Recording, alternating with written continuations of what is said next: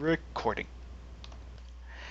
Hello and welcome to this month's KWCC. I am your host KaijuX, KWC Second Command and Chief Editor, Motherfricker. And here comes the head, the KWC head, mind you. So, add to group call. Which I am your neighborly hood asshole fan of Godzilla vs. Jason, or just Alex Williams. And I am Junior Writer. Never mind. I am Junior Writer for the KWC. You can call me Harley. And Get back to the basement. And I'm GrayShot151. I just came from the basement, and I just like to note. I literally just sent you a message like, oh, hey, I forgot. You can come over here now. Well, I usually keep my Steam profile off, and then all of a sudden I get a message from Andrew, hey, the KWC is like, now. And I'm like, you asshole. And immediately I just like, you should have warned me. It's like, listen. If I am late, I will be late of my own accord, thank you. I will not be late from not being informed. I refuse that one. I will be late on my own accord, thank you very much. And if I'm going to be late, then by God, I will be late.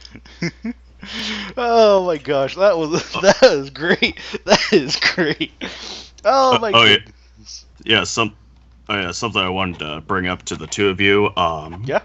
Well, not KaijuX, but the other two people in this room who are not as important as me. And our 6-person audience, unless our audience increased last time I checked. We're up to 8, thank you. Okay, good. Hey! I was thinking after the 18th of October, we should have a Shin Godzilla episode of our podcast. Is that when it comes out? Is that when it comes out in America? It comes out the 11th through the 18th. Yeah, 11th to 18th. It's there for a week. Then after that, I feel like we can go into spoiler-heavy Shin Godzilla territory. So yeah, after the 18th. It's its own special podcast. In which case, we describe the movie and why he's not making it into the KWC. Exactly. Oh, the blood will be boiled. Yes. I still have another question. Can I write Godzilla 90s versus Godzilla 2000s? No, it has to be Godzilla 70s versus Godzilla 85. Yeah. Hey, it's supposed to be 84. You're not a true fan.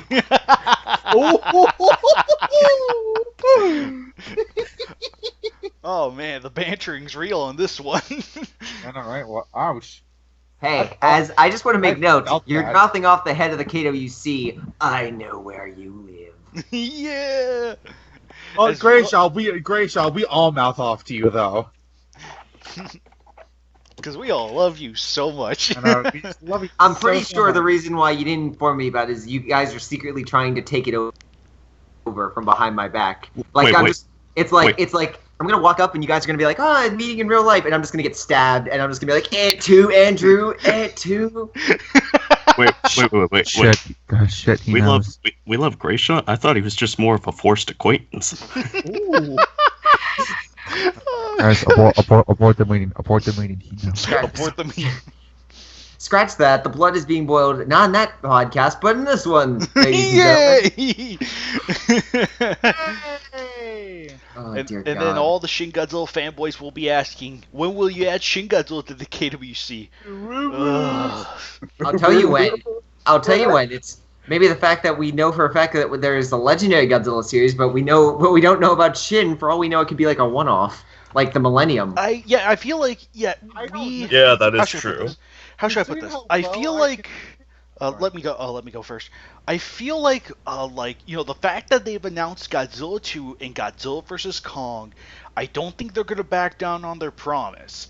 That said, I do worry that there will be heavy delays and then people will be asking, hey, why do we have Legendary here?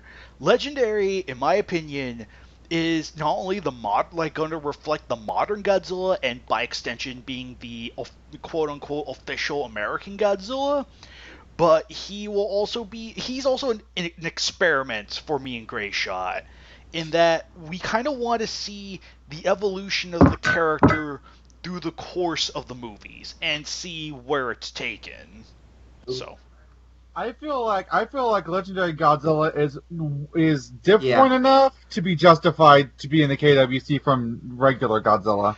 Right, like his powers are more bare bones. They're very simplistic, but I feel like the fact that he is a more like heavy hand-to-hand combat type of character. Oh, I mean, no, Legendary Godzilla is huge. Right, he's huge too. So it's like, yeah, he's a bit of a physical powerhouse. It's not to say that Heisei isn't, but Heisei's more energy reliant. He relies more on his energy weapons, in my mind. He's more capable of spamming nuclear beams, breath's not getting tired.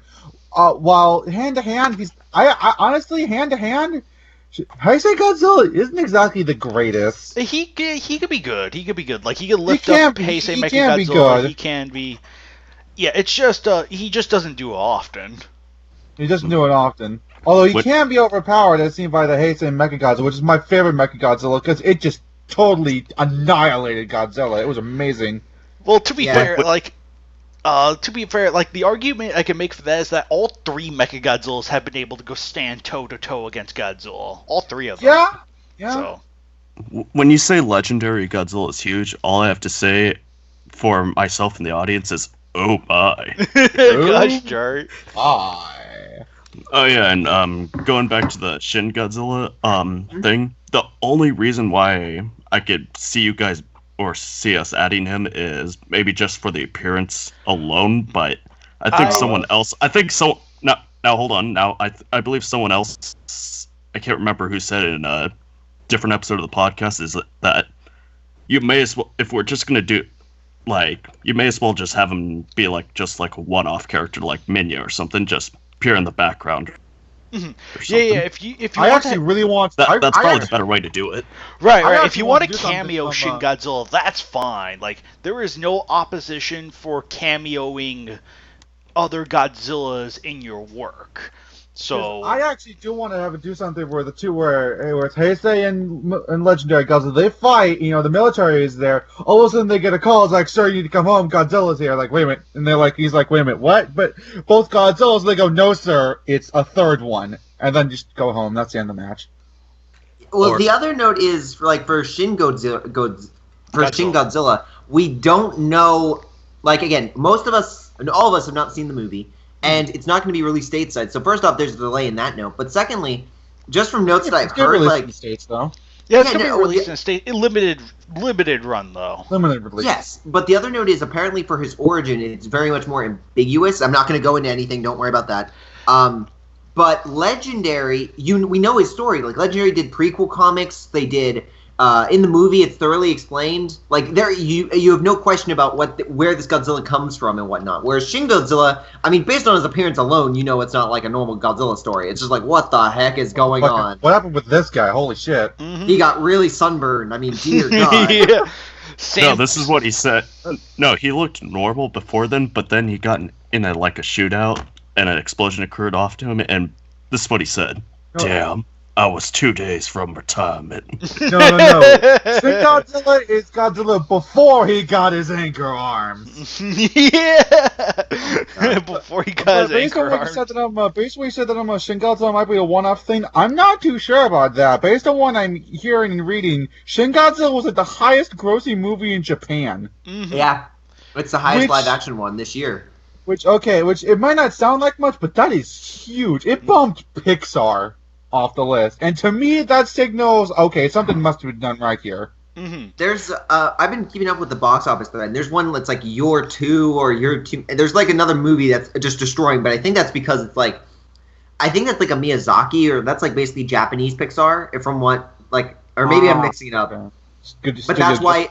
Yeah, I think that's why it's, doing gangbusters, and that's why Shin might be. Again, Shin's not going to be the highest grossing Japanese film of the year, but it's still the highest live action, which is basically like Toho's the one releasing the blockbuster for right now. Like basically Toho just put a Marvel on us. No, Toho is basically rolling in money right now. They're just swimming from room to room through money. They're like through hundreds and hundreds of dollars of yen. I'm drowning.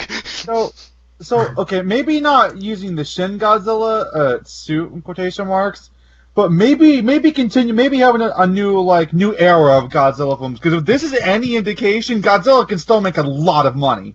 Oh yeah, when done right. Like the biggest thing for this film is it knows how. Again, I have not seen the film, but from the design, from all the good buzz, it's like it got critics buzzing, it got fans buzzing, it had word of mouth and whatnot. Kind of similar to what.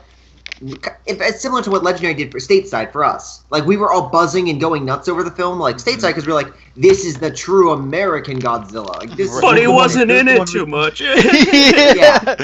Yeah, true. But Shin Godzilla, on the other hand, I think is doing the same thing with Japan. That's why you're seeing it do so well. It's like touching, like, it hit the right buttons. Right. It probably helps. It probably helps. It's been marketed pretty heavily. I think it wasn't the guy who directed Neon and. Hideaki Anno, director of Neon Genesis Evangelion. Yep, that's the guy. Didn't he also do the Gamera movies? No, that was Shinji Higuchi was in charge of the special effects for the Gamera movies and GMK, and he was the director of the live-action Attack on Titan movies. Oh, okay. I got them mixed up. Okay, but it probably also because he's really well. I don't know how popular. I know that Neon Evangelion is extremely popular, at least over here. I have no idea how popular it is over there. But that might be another factor. I'm pretty sure it's pretty popular over there in Japan. I am pretty sure. Okay. So that might be a factor, like a big name in the anime industry. And speaking of anime industries, then we hear that Funimation is doing the dub. Really? Yeah, I'm actually excited. Okay, that's the first time I've heard of that. I have never heard Funimation doing the dub before. That's actually kind of new. I just knew they were doing the distribution. Yeah, I knew they were doing distribution. The movie's going to be released doing the dub. Theatrically subtitled in States. It might also be doing the dub. And considering the fact I am personally a big fan of Funimation's hugest dubbing work, aka Dragon Ball Z, I have high hopes for this. Right, that'd be really cool. Like, if I hear Piccolo in Godzilla, I'm gonna turn it off. I don't think they'll go that far. Oh, it's Godzilla. Well, they have a lot of good voice actors and whatnot. So again, that's why I'm most excited, because I like most of their actors. Right. Yeah, and the thing is, wait. I got it. They should get whoever did the dubbed the '90s Godzilla films into this one. No, just no. Oh, Ridley Scott again. Hey, you want to be in the Godzilla movie? But yeah, the thing is, too, I'm going to note here is that a dub is a rather ambitious task for Shin Godzilla, because to my understanding, there are over 300 speaking parts in the movie. Like, a lot of speaking parts. Like, they made a big deal out of it, so... Yeah. It's a lot. It's apparent. Well, the note there is like, technically for Japan, I mean, it's kind of the same deal. You just have to match the lip flaps, and you just have to, it's not as big of a difference, I would say. I mean, you have to be more precise, I would assume, but it shouldn't be too much more out of the task. I would like to put a little asterisk, because I read about it, but I'm not 100% sure if that's actually correct. But to my knowledge, I know they're doing the distribution rights. I also read they might be doing the dub, so who knows? Maybe they're not. Maybe they're streaming it. Well, going back to the whole dubbing, like you said, there was 300 roles or something. If I'm correct, wasn't there didn't some of the characters speak English in the movie? Because that's just what I heard from the news. So yeah, I've heard that too. Like, there are English speaking lines in the movie, so. Yeah, so part of their job is already done. Yeah, right. Ooh, that's kind of cool. I can't believe we only have to wait a month to get the Godzilla. Yep, I know, it's crazy. Like, only a month. But you know what you don't have to wait a month for? The KW season that came out in the last month. Yeah, hey, everyone should go read 179. I have it on good authority. It's really, really good. I wonder why. And I have on good authority from someone that 164 is not good. So there. Oh yeah. Speaking of the KWC, which is a podcast we never talk about, What's the KWC? Going back to Shin Godzilla, I got a solution to add him into the roster. Okay. We remove Zilla, Cyberzilla, and C-Rex and put Shin Godzilla in. That will make everyone happy. No, man, that only makes you happy. All the animated series monsters. Exactly. No, we need to deport them. We need to get rid of them. Actually, you know what's more interesting? Thinking about this, they have a 3D animated Godzilla coming out. It's probably gonna have figures. My curiosity is, what is that Godzilla gonna look like? Yeah. Oh, the anime one. Right. The animated one. That's gonna be interesting. I'm kind of curious to see what the creative team does and where they go with it. Judging from the sole piece of concept art we had, or like the teaser art we have, we are either looking a futuristic society in which humanity is more or less colonized other planets and are now returning to Earth, or B, aliens from another world are now coming to Earth. Humanity may or may not be extinct as monsters rule the world. That's what I get out of it. No, Kaiju. It's perfect. It's going to be a remake of Godzilla Island. Yeah. So, I want to know when the heck the Hanna-Barbera Godzilla is going to come to the KWC. What the hell, right? Tyler? No. Actually, you know what? When I first saw the concept art, you know what my immediate reaction was? So is this like After Earth with Godzilla? Like, that's immediately what I thought of, and I'm just like, please don't let that be it. Please don't let that be it. So, Will Smith voices Godzilla. Yeah. So, do we actually want to talk about the actual matches that were released? Yes, absolutely. Thank you for segueing into the next topic of discussion, the last few KWCs that have come out in recent months. I think last time we talked about, was it 176 or 177? I'm having a hard time remembering. I think they were all released within a month. So, I know they were all released in a month, so I think last one was Godzilla Legendary versus Manda. Yeah, because I don't think we talked about 177, which I actually really liked. I thought it was really good. Okay, yeah. 177, 178, 179. We have a fair share to talk about, and wait. You liked my match? Oh my god. What is this? Oh my god. Listen, Grayshot. I will be honest here, Grayshot. You have really good matches, loads of potential. The only problem I had was the dialogue. That was like the biggest issue, and that was it. You fix that, if you fix that, it is muy caliente. I know. Other than that, you're pretty good. Other than that, it's really good. It's really good stuff. Wait, is 177 the Zone Fighter versus the two hacks? Yes. Yeah. Yes. Okay. Well, let me start off by saying I didn't like it because one of the hacks.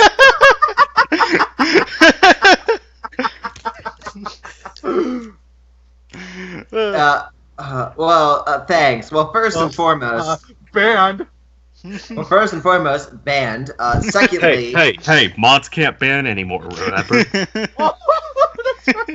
I will find a way. Life will find a way. He'll become admin. He will become an admin, and then he will ban you. Oh, watch! I'll become the admin first, and I'll ban him, and I'll take over the raid.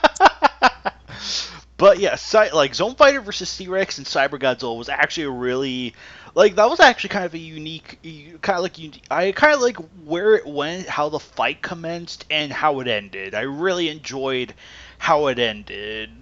So it's that's actually legitimately interesting. I do spoilers, but I do like the fact that the way that Cameron Winter ends up controlling Zone Fighter Hikaru. That. You mean fucking Roland Emmerich took control of him? Pretty much. That's how you want to look at it. Yes. That's now exactly we're gonna have to call him Xenu. Actually, so I name every single one of my KWCs. I have a little personal name to this, and this one I have as, god dang it, word loading. It's either something of a hero. It's mind or heart. But in any case, this one was one of my most fun ones to write because the battle I enjoyed greatly because it shifted between the two. Because I wanted Zone Fighter to easily thrash C-Rex. He shouldn't have been nothing more than basically what a normal cannon fodder for what he's fought tons and tons of times. But shouldn't that be every Godzilla the animated series kaiju? Just wet tissue paper? I mean, well, the thing is, they come up with different reasonings and stuff. In Cyber Godzilla, I think what I tried to showcase was his arsenal was so varied. He just he just was able to outlast his own fighter. Oh my. Yeah, that makes sense. Yeah. It also has what I never realized, but KaijuX pointed this out. I always thought my interpretation of the middle part of his body, that thing that deploys, is that way he can reflect any beam. Like, I didn't realize it was just like Sonic, but I wrote it as he was able to reflect the meteor proton beam. Oh, okay. I don't think did they ever really go into detail about what exactly it reflects? Not real. Like in the show, you just kind of see him reflecting the sonic waves, and that was it. And in the Toho Kingdom bio for Cyber Godzilla, it kind of states sonic waves, which you can't really blame him because, well, yeah. But honestly, I think when Cyber Godzilla first appeared in the KWC, it was just reflector dish. So I think that's fine. I think that's fine. Right. I'll have to do something about that. So yeah, most because is there any monster in the KWC that actually has sonic waves? I'm thinking Gauss, but I'm not even sure about that. Gauss is more of a sonic laser as opposed to wave. So basically, there's Titanosaurus. No, Titanosaurus doesn't have it. He's just weak to it. No. Apparently, if we incorporate all the video game moves, he'll have sonic waves. Yeah, totally. Shouldn't that mean Varan should have something like that then? Yep. Yeah, that thing we're not gonna do. Exactly. So that means I could finally do Godzilla 90s versus Godzilla 2000s. Get out! But yes, I called it. So this is the personal name I gave it was Mind of a Hero, and essentially, yeah, basically it's getting to know Hikaru because I wanted something personal at the beginning, and then at the end, again with him going under Cameron's control, I wanted to showcase him losing that part, and the next KWC in the series, I will say it does follow a similar plot point, so it is kind of like a direct sequel to this one, more so than usual other matches. But yeah, it definitely has a lot more heart with it, so I'll give it that. Heart. As in that someone's chest is going to get cut open, their heart's going to get ripped out. I mean, of course. I don't really mind that I don't really mind the fact we have little subtitles from matches. That's really neat, actually. Well, I mean, for the main KWCs, we're not allowed to give them subtitles, but it's just kind of like he has a personal list of subtitles in his own thing. Here's what I'd call it if I had gave it a subtitle sort of thing. So Sorry, go on. Yeah, it's not like it's called Zone Fighter versus C-Rex and Cyber Godzilla, Mind of a Hero or anything. It's just Zone Fighter versus C-Rex and Cyber Godzilla. It's just that the subtitle he gave it, sort of give it a chapter thematic feel to it, is Mind of a Hero. So exactly, especially since mine are all related. I basically have them in. There's different there's a section and there's chapters within that section. For instance, the few episodes that I've done in this episode is called Winter's Wrath, and the previous one basically had its own title, which was up to the Exilian Invasion, which was something involving war, which I can't remember. But I usually gave them little names and chapters because that way I could remember them. Or it was my own little fun interpretation of the chapter. For instance, Jet Jaguar versus Evera, which was one of my favorite titles I gave, was Core of the Storm, and that one I thought was a little clever or whatnot. But I try to always incorporate little names or something. I think there's one where I just called it Days of Future Past, just because yes, I know there's a famous scholar's it works too well. I know. I can't blame you. But yeah, overall, if we can, how come Tom gets to put a subtitle but we can't? That's not fair. Because Tom's not here anymore, Alex. Tom is gone. It is only us by now. The collective. No, seriously though, for those not in the know, for those again, I mean, if you've been following KWC, you might know this, you might not. But the whole reason why Bagging versus Everyone Fallout has that name is because the rule was not finalized at the time that match was posted. But now that the rule has been finalized, I honestly don't know how that works, but yeah, now that the rule's been finalized, it's just kind of like, okay, yeah, just round 2, round 3, whatever. So. Well, there's also the fact that what exactly would you call Baggin versus everyone round 2? Yeah, it would just be Baggin versus everyone round 2. Oh, but it's not everyone though. Yeah, I know. It's the banner. Hang on. It's the writers and banner artists' lazy way of saying they're just a bunch of monsters in here. You know, I actually wonder if it's possible to actually write a KWC with literally every single monster in the roster. That's what I want to do one day. Now, I actually like the title better. Baggin versus a bunch of monsters. Yeah, Baggin versus a bunch of monsters, and then Baggin versus a bunch of monsters fall out. Baggin versus the hero monsters. Baggin versus the hero monsters and the villain monsters fall out. If MM were here, I'm sure he'd be ranting on about giving subtitles, but by the way, speaking of Tom matches, can we write sequels to them? Well, there have been sequels to Tom matches already. Like there have been a nice slew of matches that have. I kind of meant like something like the Mechanicon match. Right. Can I actually write a sequel to that? So you want to write sequels to porn matches? I honestly don't even know what to say to that one, because that one is, out of all Tom's matches and all the thing, that one took such liberties to be like, I don't even know if I'd accept, just because like Mechanicon isn't a cyborg. Yeah, right. It's like he's just a drone, basically. Oh, right. The original Mechanicong's just pretty much a giant robot. I remember. I'm just curious. Well, I know it's. I think with the case of Tom's matches, like if you're going to make a sequel to them, we're okay with some, but I think the big one we're going to have a giant no for is match 133, which is the Mechanicon one. Okay. I was just curious about that, because we can't write sequels to matches. So I was wondering if that also... Because I feel like something akin to, like, say, if you wrote a sequel match to 150, it's like, I feel like you can easily retcon the Jet Jaguar, the Jet Jaguar, Randy Hernandez fusion thing. Like, you could just retcon that to, like, oh, it's just Robot Jet Jaguar now.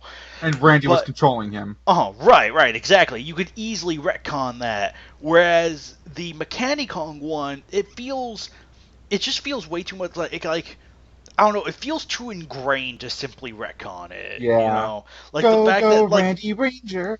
Right, like it's the fact that Mechanicon does all this stuff because he is like this deformed Kong ape clone. He has too much of a backstory to really say, oh, let's retcon it for that way I can write a sequel. I don't think you could do that.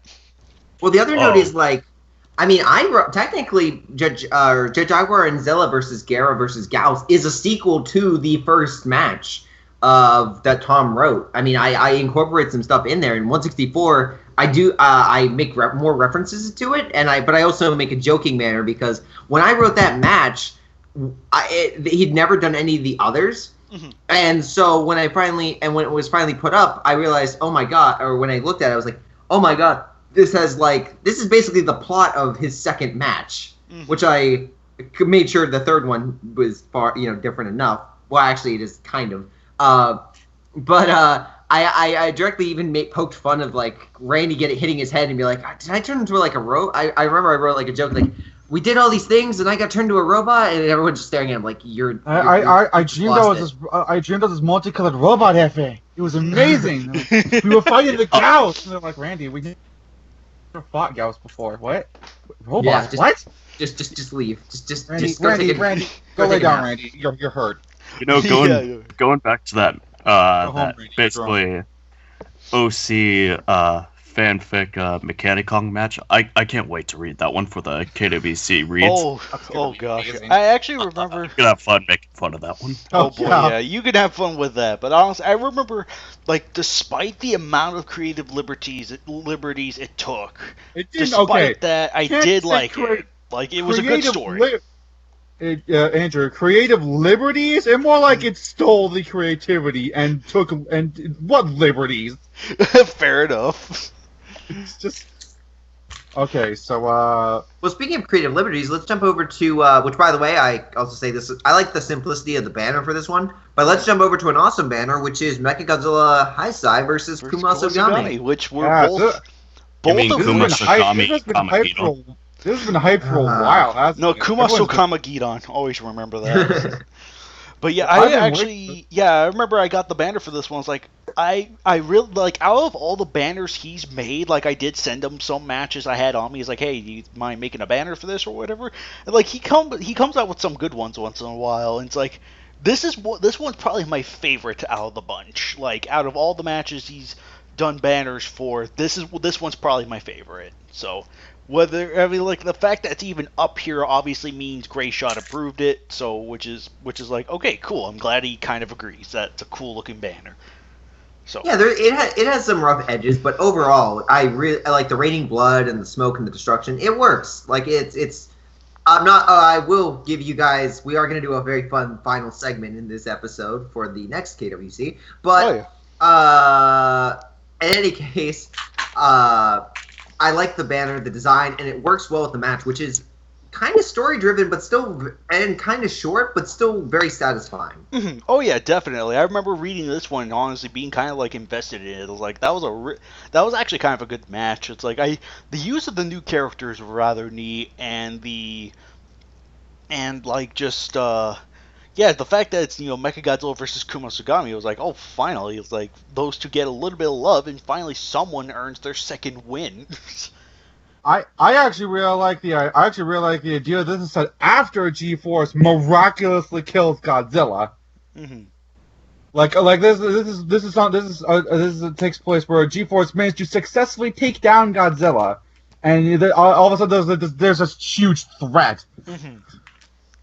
Yeah, I know. I like that angle too. Like the fact that it's like you killed Godzilla, but because you killed him, crap's gonna appear. Like, yeah, Godzilla's really the double-edged sword. He's like one of humanity's greatest threats, but when push comes to shove, he will more often than not save the very Earth from a bigger threat, just by accident mostly.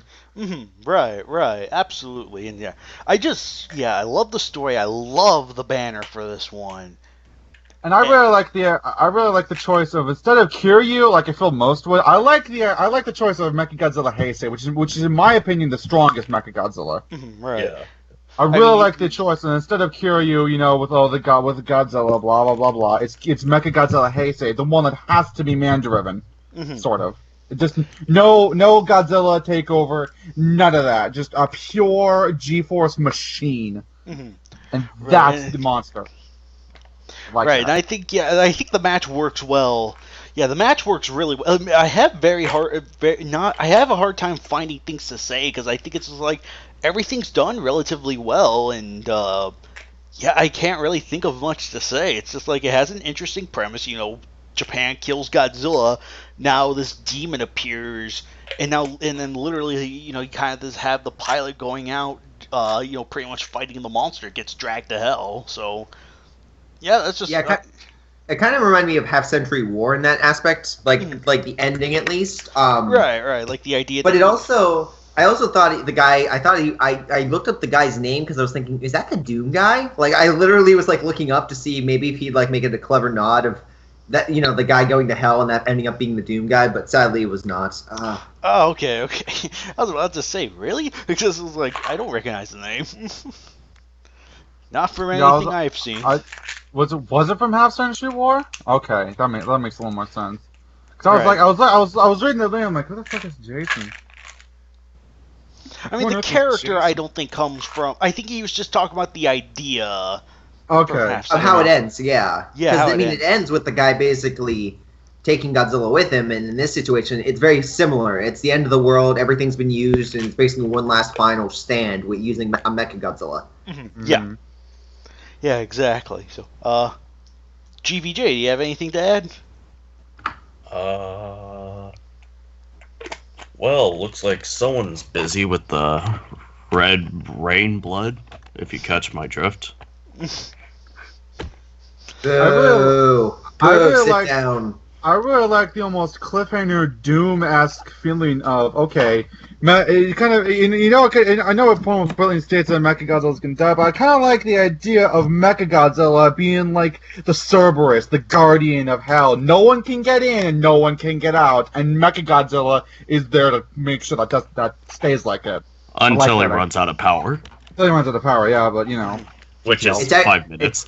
It's actually setting up the sequel series, which is Mechagodzilla in Hell for IDW. Yes, clearly. That would be amazing, though. Oh Godzilla my goodness. runs across a decrepit and ancient Mechagodzilla, and it just comes to life. I know. That'd be hilarious. Oh my goodness, but yeah, this is just an overall very solid, like, match 178. It's a very solid match written by a very solid writer that's been here for a long time. So yeah, I mean, like, unfortunately he's not here right now. He has other duties, but and actually had a good kaiju win. Mm-hmm. Oh. Instead of that other match. Another match which we don't talk about. Yeah.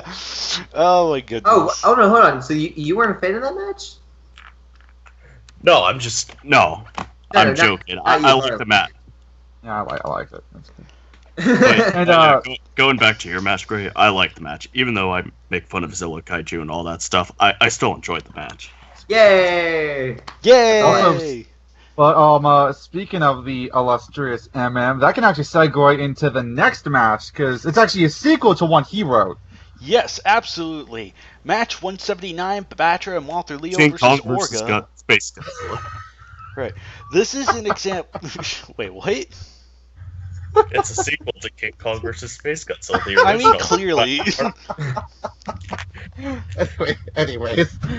I mean, clearly, obviously, a sequel to King Kong vs. Space Godzilla. Anyway, no, actually, this is a sequel to match 102, Orga versus Mothra.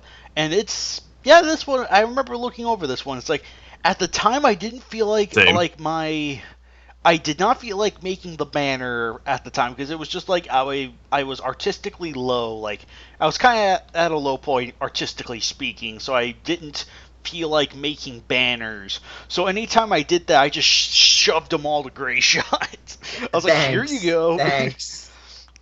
But no, actually, I like designing the banner for this one because I tried to go for I wanted to go for a more colorful in that design because again, I tried my damnedest to make Orga white, but it would not work. I could not make him fluffy. I tried, man. I really tried. That's what I wanted. Like, that was my... It's not a criticism of you, because the banner itself looks great. Like, it looks colorful. Orga, I mean, it's like, yeah, it was just the big thing was I kind of want to experiment in morphing kaiju. Like the, Zilla and Kiru versus Orga one, where it's like, the one where the Zilla head's on there and whatnot. Yeah, I want to try out more morphing kaiju. Or, yeah, even like Orga versus Hedorah, for example. Like, more morphing kaiju, where it's like, oh, Orga has all the traits of Mothra throughout and whatnot. I was like, yeah, I want to do that more often, and I feel like with Photoshop, I can do that. I don't think PowerPoint would have the same sort of ability, though. Well, I can phase and I can edit and I can do all sorts of stuff. I know a lot of little tricks and whatnot that I've taught myself, but the problem with this Orga was I couldn't, and yeah, Photoshop probably has this, but I tried to make him fluffy, and fun fact about Orga, you really can't make the guy fluffy. Like, he just looks scaly. Like, I tried to make him poofy, it just didn't work. Man. When I first read over this match, I liked it, but once I saw the banner, Tyler ruined the match for me because it couldn't be fun. Just like every day, he ruins my life. Well, then I'm sure the majority of KWCs, he'll ruin your life, so... Oh, joy! Oh, yay. joy! Yay! Like, the fact that this man has to take moments out of his life to say, I'm gonna make a banner today, and then for you to say, oh no, I don't like it because he touched it. yeah, that's the way he does with everything. See, that ending to that match with Zone Fighter is a metaphor. I used to like Zone Fighter, but ever since he got his hands on him and took control of him, now I hate him.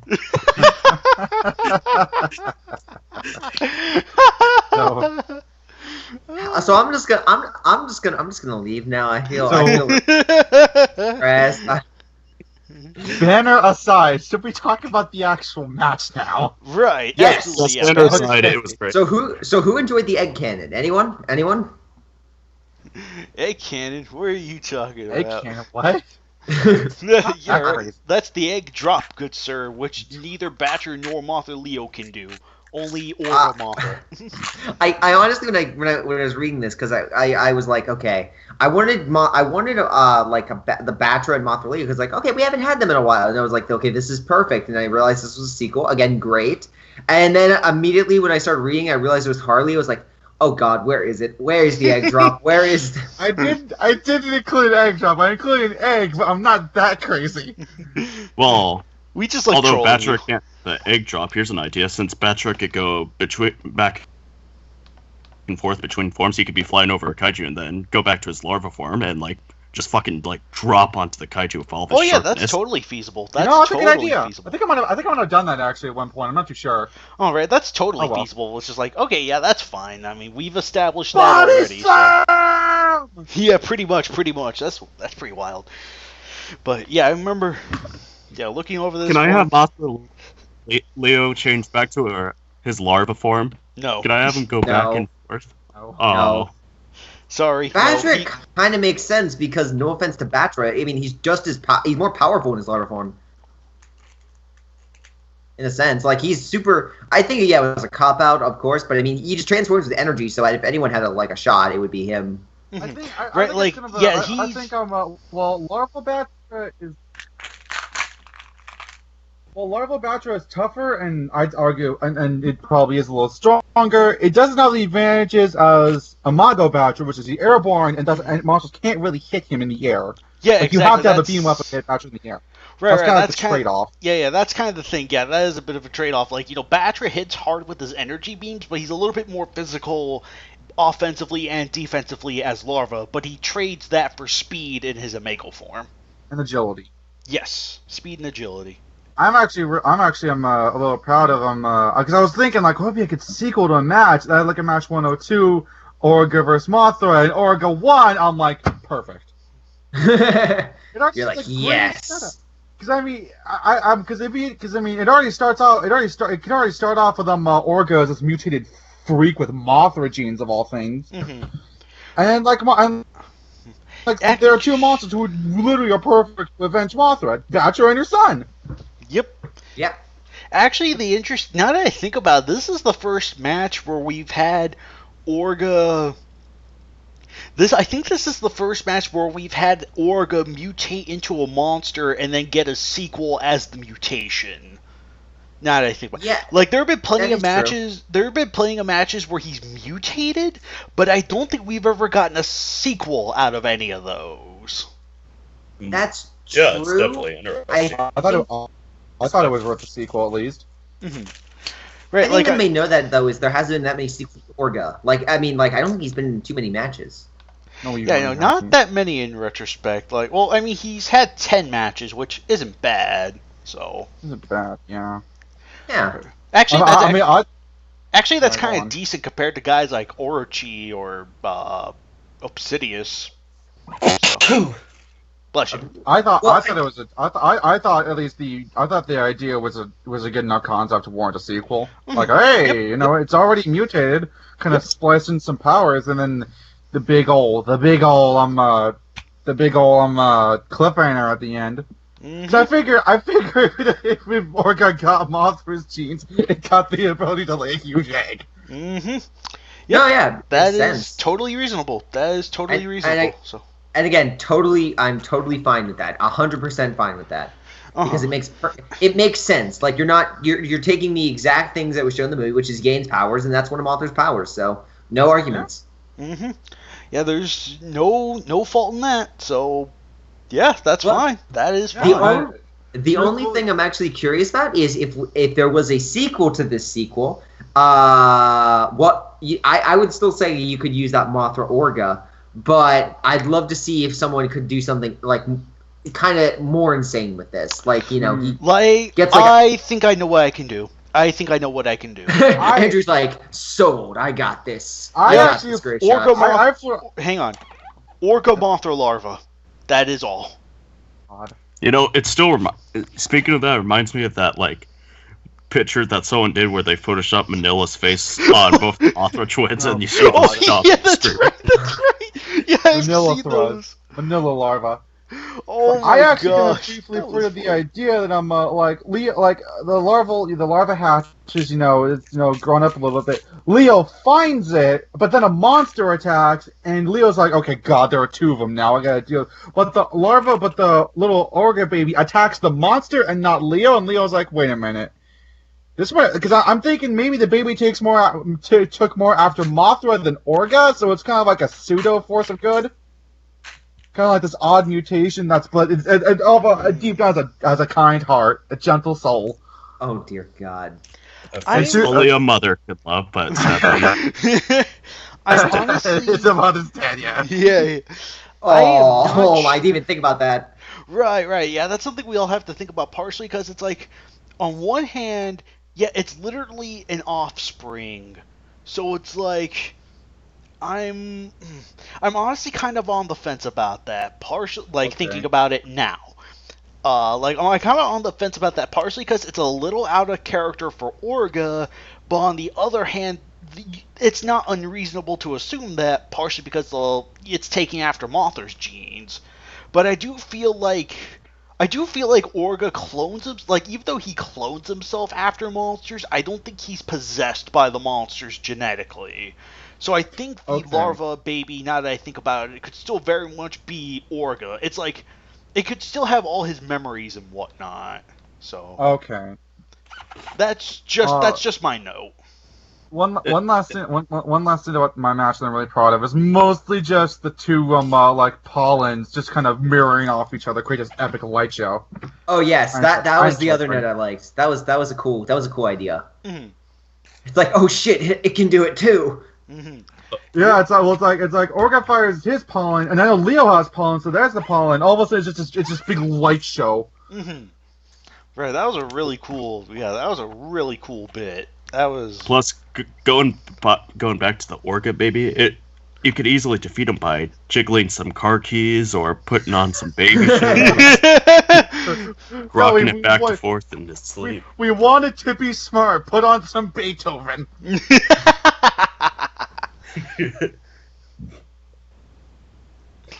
Well, I approve of those parenting skills. Thank you. Yeah. Oh my goodness. Well, here, I think that was. Those were all the new matches that we had. But I do have something special for this episode. So. Oh yes, go right on ahead. I think I know what it is. What's match 180? What's the big one? Oh, that's that. We're gonna do something else. We have two special things for today. But first, let me put this one in. So this is a list. We'll go from bottom to top of the most watched matches of the first half of this year. Ooh, so they're the ones. Fun. Yeah, it's been 6 months. So I figure we can jump right into this. And yeah, starting up, Anthony was nice enough to do 25 this time. So starting off, I should note again, the newer the match, obviously the more clicks it's going to have. Because people are going to be reading those newer matches, so that's why you don't see older matches on here, excluding like the bigger ones. But first off, we have match 161, which is. Hang on, let me see. 161 was Rodan versus Dagara.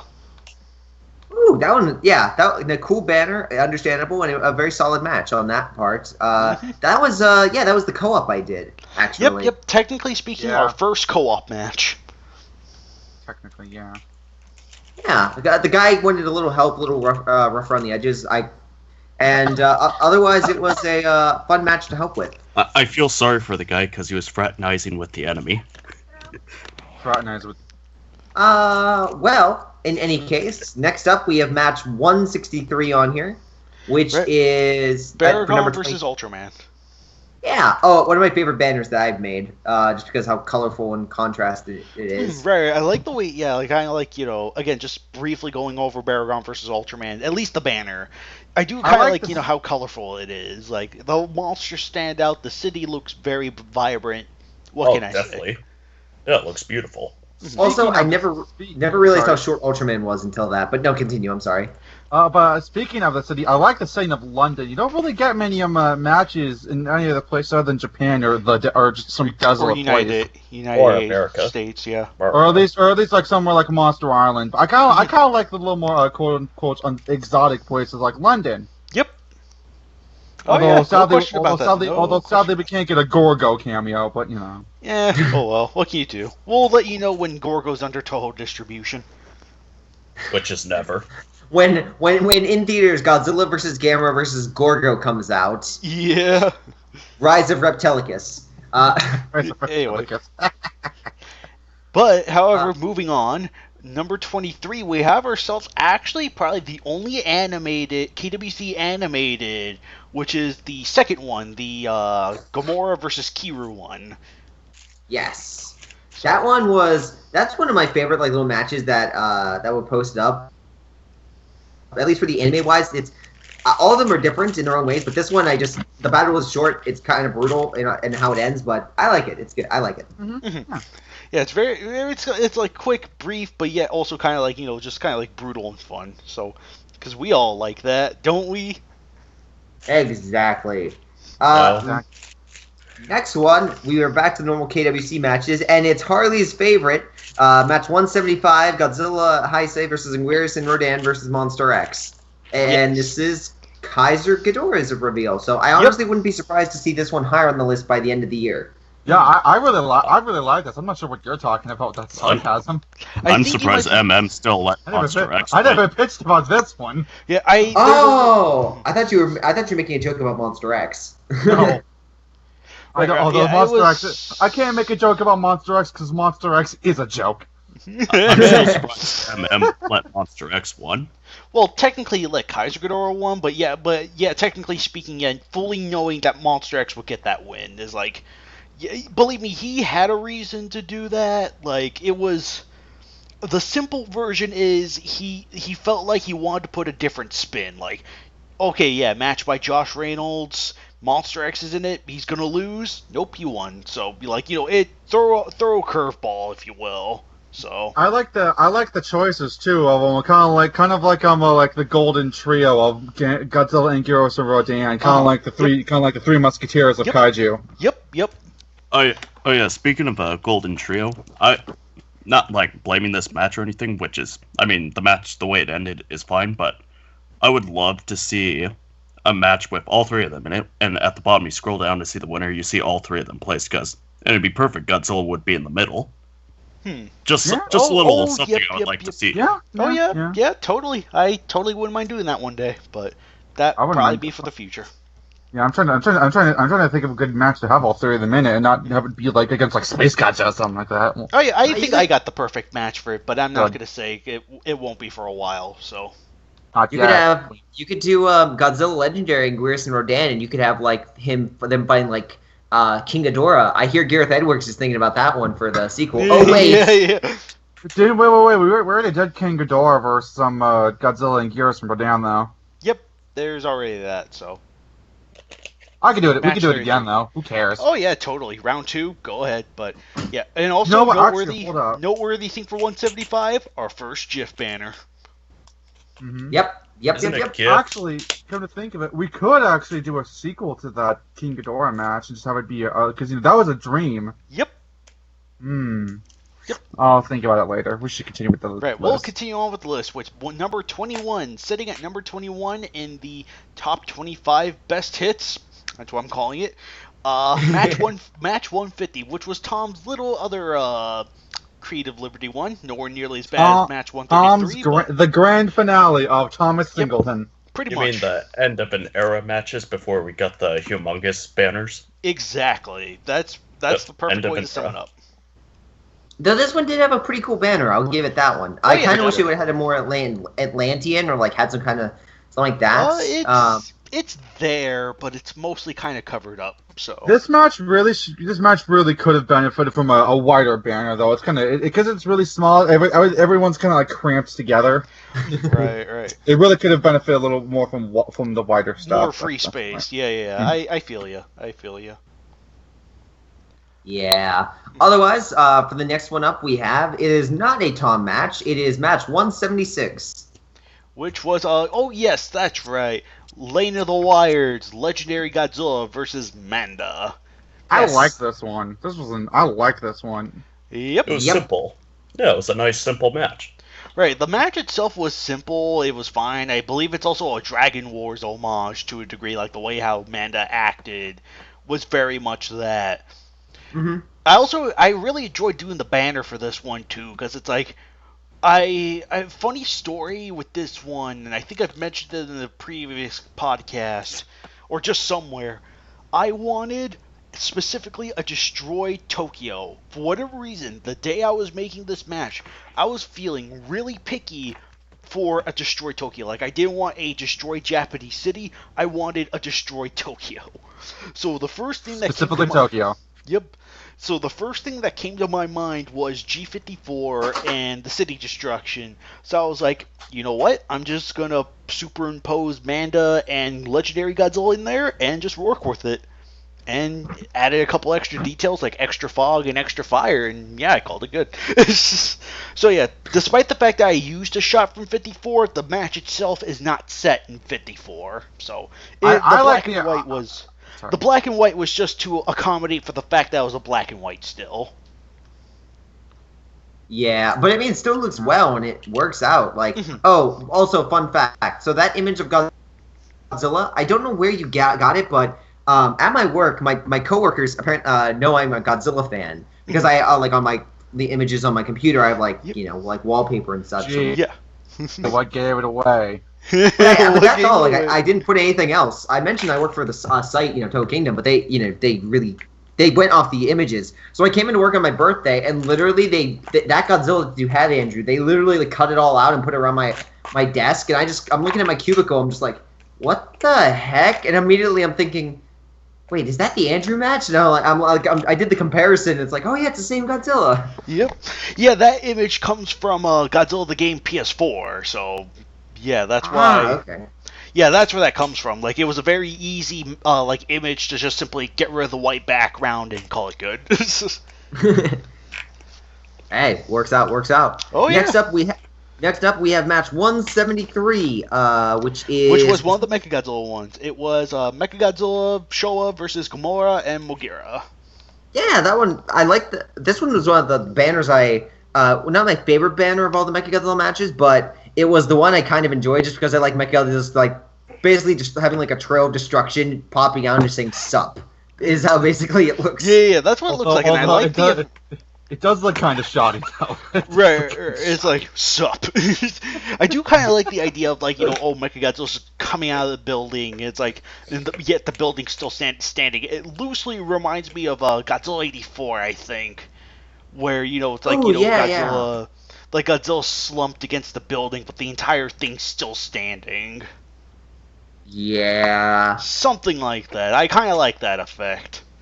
So yeah, again, this match also has a nice distinct fact that it reminds me of it definitely has a Showa-esque quality because to beat Showa they needed Gamora and Mogira, which is one was specialized in beam weapons, one specialized in melee, just to combat him, and that's the other thing I like. Both are distinct fighters coming in to fight basically a superior enemy. So cool. Alright, but yeah, absolutely. Next up, we have match 146, which is actually mine. Yes, the other one made by you, the freaking the Gauss Gyrus. I was about to say Sando, even though he was not in there. Is that a new Kaiju Gyrus? Oh, give me a moment, gentlemen.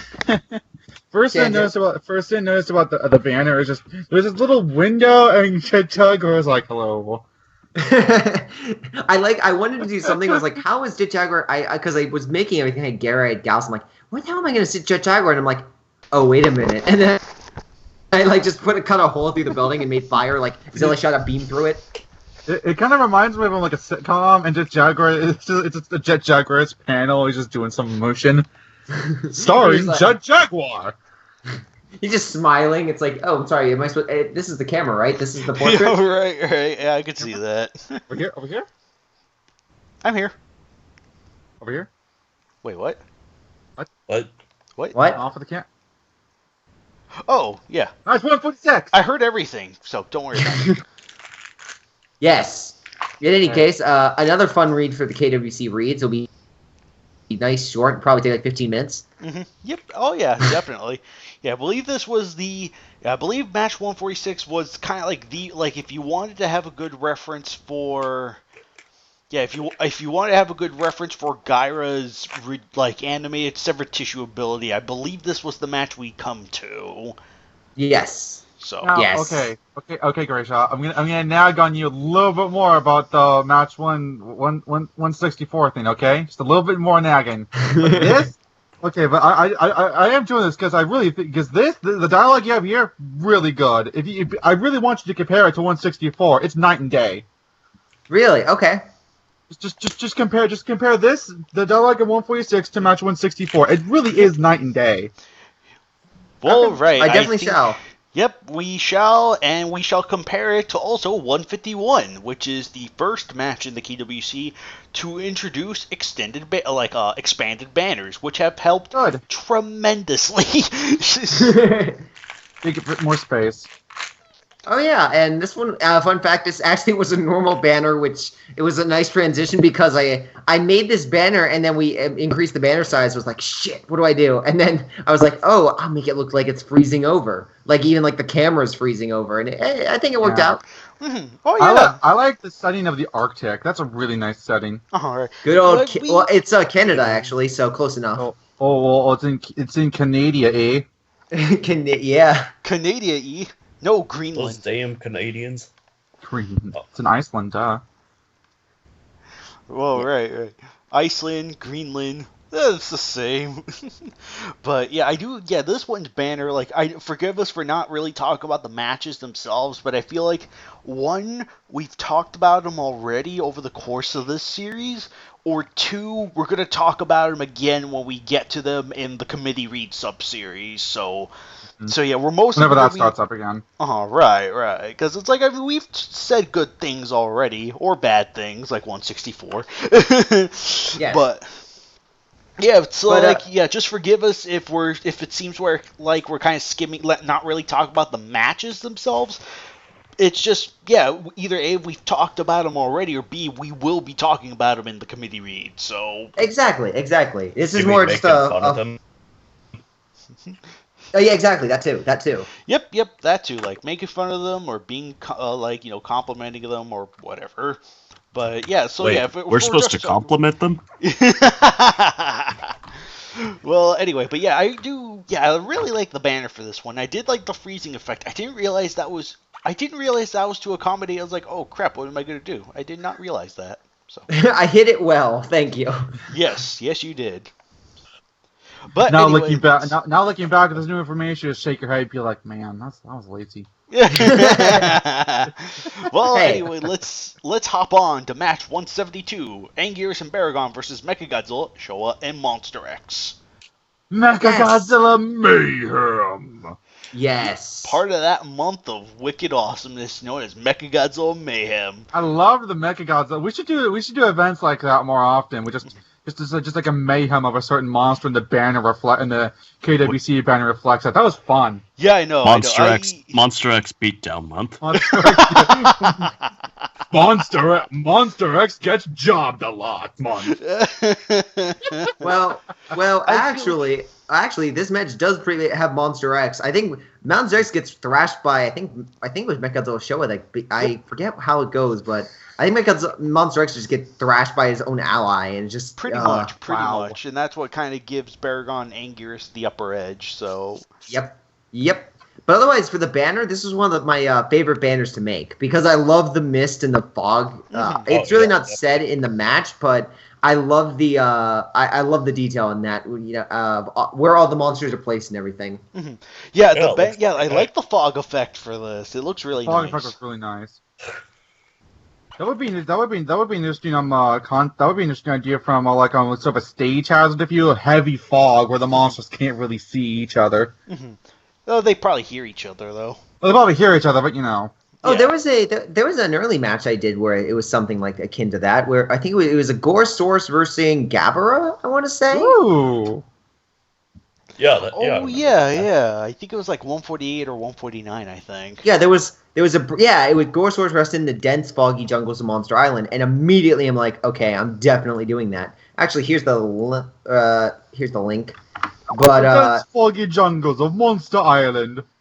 Yeah, and this was Thomas Eckhart. Not to get too off schedule, but yeah, this was Thomas Eckhart. And yeah, Gorosaurus, I basically had him hiding in the fog, so that was That's really nice. Yeah. Oh, sorry. But let's get back to the actual countdown. So actual countdown of all things of. So the next one, number 12, we have on our list is 169. Baragon. Speaking of Thomas Eckhart, that is his match. Oh yes, absolutely. Oh, what a segue! Good segue. Yeah, we're getting all the segues there, aren't we? Right. It was honestly, despite, I think there was only one tiny hiccup with this match, and it was the fact that it says fireballs and not really flamethrowers, but honestly, Baragon's fire breath isn't the strongest thing, so. Fireballs? Yeah, that was a mess up on my part, because I was like, I just read through it. Everything clicked in my head. That was a hiccup on my part, too. Like, I should have caught, I believe I received this match, and I should have caught that. How strong I'm the only one who doesn't blame himself. Actually. Right, like Baragon's fire is like capable of lighting fur on fire, like hair on fire, unless you're Frankenstein, or even like forests on fire. But it's not that strong. It's not that strong. So I'd still pose a problem though if you got hit. Yep. Depending on the monster, could pose a problem, but it's a nice distraction at best. Fried Kamakuros, anyone? Pretty much, but it's no Godzilla Atomic Ray. That's all I have to say. Ooh. Yeah, and otherwise, another banner. This was done by myself as well, and my favorite. I remember Anthony saying, "Good way." I like the banner. Kong looked kind of natural in the shot, and I look back and I'm like, yeah, he kind of does. He looks like kind of happy there. He's just chilling, and Baragon just like sup. Hey, what's up? Yeah, Baragon's like sup. Kong's just kind of enjoying himself. It's like, gonna be relaxing with the babes today. Anyway. I'm King Khan. How you doing? Yeah. Or King Dong. Depending on how you want to look at it. Dawn! Ooh, but next one up, we have match 171 for number 11, and this one is Mechagodzilla Showa versus Gamora. Another one with more Mechagodzilla. This is the match that Gomer finally loses about damn time. Until he shortly got his revenge in 173. Exactly. Out of all the monsters, why is Gamora the one that wins? That seems to have a giant win streak without any losses? I have no clue. I'll be honest, I have no clue why that is. It's because of the authors and Anthony obviously has a bias for him. Clearly. You know, honestly, the monster that I've been noticing getting a lot of love from. Again, this is from different writers, by the way. This is totally out of the blue and doing well. Yep. Maguma. I don't know why, but people really love their Maguma. I don't understand it, but everyone loves the giant walrus. The giant walrus, yeah. Yeah, but no, it's so far him. There's Gamora was the one I think next to. Actually, now that I think about it, Godzilla Jr. has never lost a match either. Godzilla Jr. hasn't lost yet. I remember him being a long time one that hasn't lost. So, actually, Maguma lost a match. Oh yeah, Maguma did lose a match. Oh yeah, that's right, he did. Godzilla Jr. no less. Oh no. I'm just saying, like, for the matches that people like write a lot, I'm getting a lot of Maguma matches, and I just realized that, and that's why I was like, oh yeah, he's been on a hot streak as of late. Well, but so right now he's only been in 2 matches. Right, but there will be more to come. There will be more to come. Speaking of Maguma, and speaking of Godzilla Jr., that actually brings us to our next match. Oh yeah, it does. Oh yeah, look at that. We were just talking about this one. I'm actually pretty honored him in the top 10, to be honest. Mm-hmm. Well, this one was a great match. I really like Maguma and Junior. I thought were like 2 monsters you normally wouldn't put together, and they just fused together so well. Also, the banner was a solid that on my point with the snow. Oh yeah, definitely. Like I originally had a banner of my own, but honestly, I'm kind of glad you replaced it with your own because this one looks much better.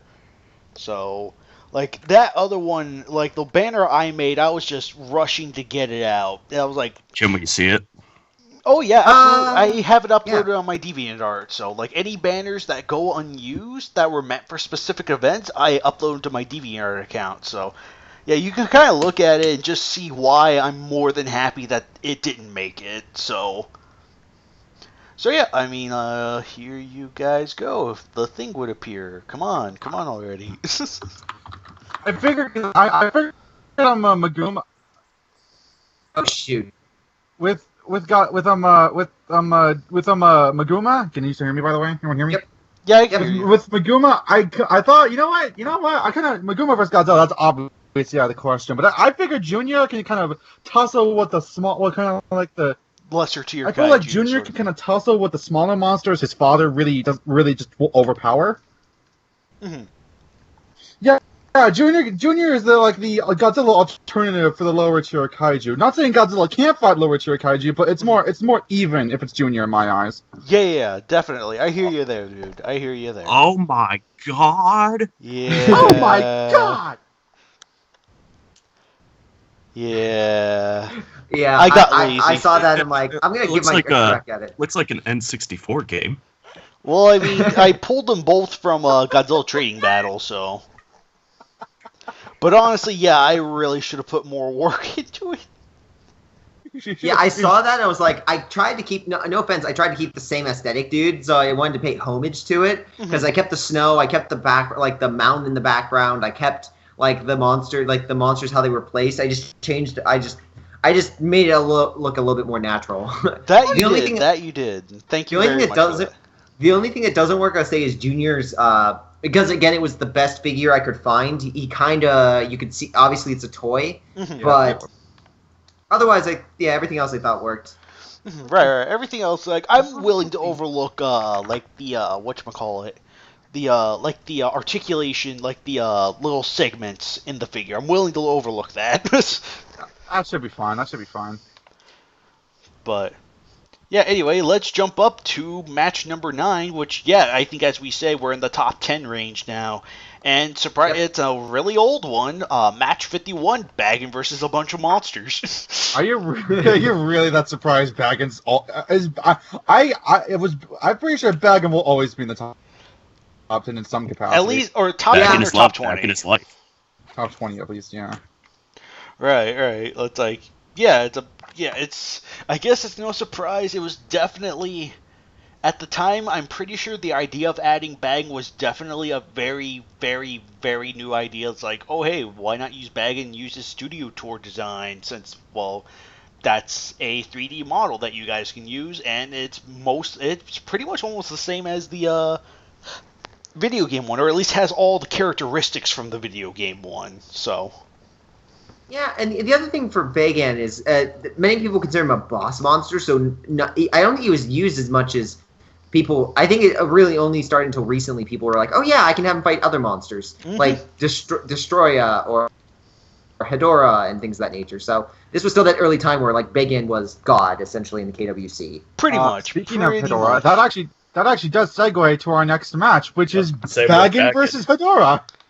Oh yeah. Baggin versus Hedorah. Is one of Wild Brothers. I'm sorry, I couldn't hear you with the sound of me being awesome at segueing. I'm almost a segue.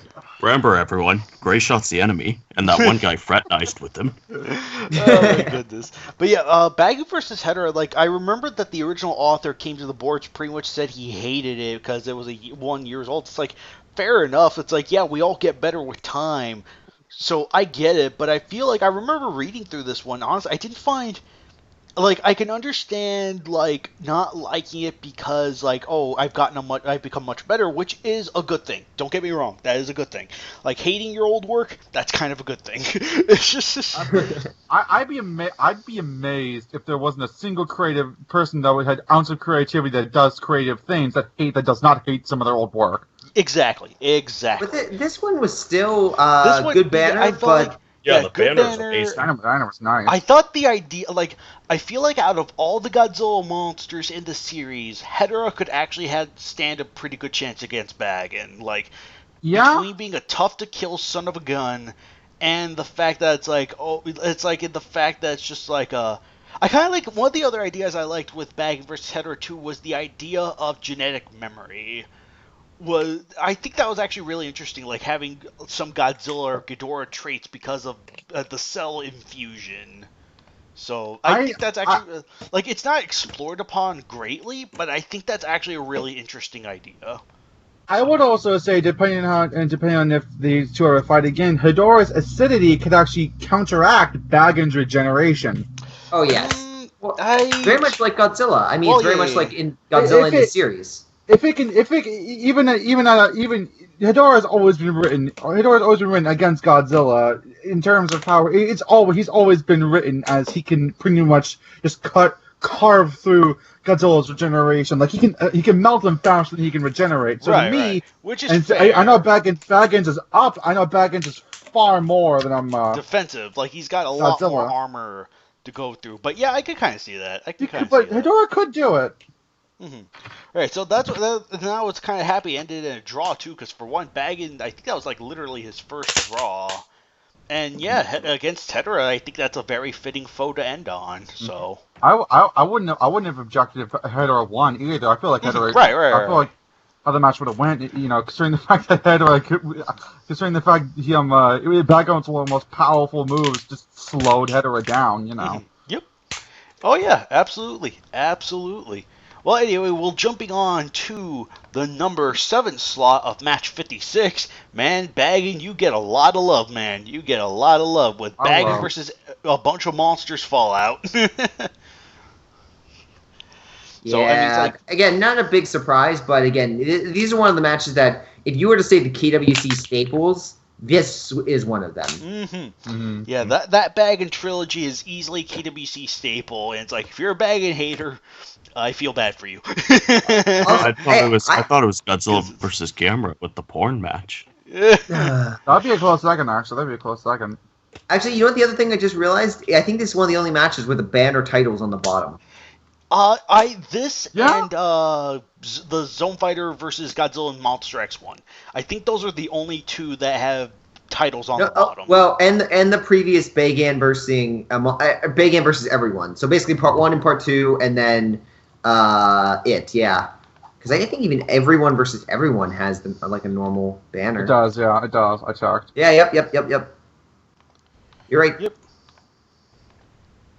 Well, in any case, we don't have too much to say about that one. After match 56, we have match at number 170. 6. Mechagodzilla Mayhem. Let me go on to say that I thought the match was amazing. It was perfect. It was great, but the writing, the ending, perfect. But that's not my favorite thing about the match. It was an error that was made on the site when it said Bemulor and Goliath versus Godzilla Showa. Yep. I thought that error was perfect because you didn't know it was Mechagodzilla. We thought it was Godzilla Showa. Yep, exactly. That was the best thing about that match. Exactly. Oh, it wasn't an error. It was intentional. Well, right. Oh, it was? Yeah, that was completely intentional. That was like all that was me. All that was very much me, because I wanted to kick off Mechagodzilla Mayhem. Like, Greyshot told me about Mechagodzilla Mayhem, and I was like, you know what? I want to do something here. Like, since we pretty much agreed, and I think we even announced that fake Godzilla would have been Showa Mechagodzilla for the most part, minus the regeneration, the magnetism, and the Godzilla vs. Hedorah flight. Minus those 3 abilities, fake Godzilla is pretty much Showa Godzilla. Yep. So I decided to say, you know what? I'm going to take full advantage of this and say, just have Mechagodzilla goes in as a fake Godzilla and fights Bemulor and Goliath and pretends to save the day when it's really just a underground scheme by the Sybians, who have a bunch of other Mechagodzillas waiting down the ocean. So. Yep, and you can make note there are like different incarnations. Like there was.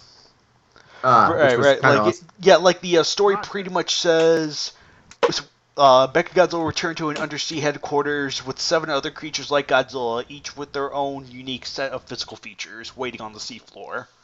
I love the banner you made for that, just for that one part. Oh no, the banner was made by Jackson. Yeah, Jackson did this one.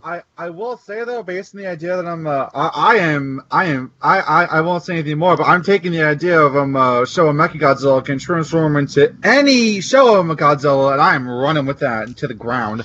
Or at the very least, can take on any Showa Godzilla disguise or whatever.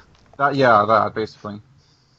Yep, which makes sense because again, he's meant to impersonate, and that's a part of his body. Which I mean, right. if he can do, he just did whatever Godzilla he saw, so works out. Yep. Oh yeah, definitely. And fun fact for those with this match, it's like you can imply that the Godzilla that's dead could be Heisei in KWC fashion or Showa. So you can look at it as either or. Or even legendary. Yep, or even legendary. I feel like it kind of adds to the lore. I feel like with Mechagodzilla show, it kind of adds to the lore of the kind of like the mystique of what happened to the Showa Godzilla. Mm-hmm, right. If you want to look at it that way. I feel like it would kind of add like there was this heroic and brave Godzilla, but it just vanished. Mm-hmm. No one knows what happened to it, and it was replaced by this destructive monster anti-hero Godzilla. Mm-hmm. From Heisei, no one knows what happened to the other Godzilla. Oh no, that was Gray Shot's match that did that. I feel that's a neat concept to explore, though. Definitely. The Showa Godzilla was there, but no one knows what happened to it. Yeah, I think it's better for his fate to be ambiguous. To maybe be a metaphor to Showa Godzilla not being the KWC. Yeah. Oh my goodness. But anyway, speaking of Godzilla, we are now topping into the top 5 matches as of right now. Number 5 being match 160, the Battle of the Godzillas, Heisei versus Legendary. Oh boy. Oh, weren't some people bitching that Heisei lost or something? Well, there's that, which is typical fanboy thing. I know MM got really mad at this match. Oh yeah. MM got really mad with this one, if only because of Godzilla, Legendary Godzilla doing a suplex or something, and then apparently Heisei Godzilla did the tail slide, but I never found it. I do remember. I think he did actually. Let me check. I don't ever remember finding that one. You might not have.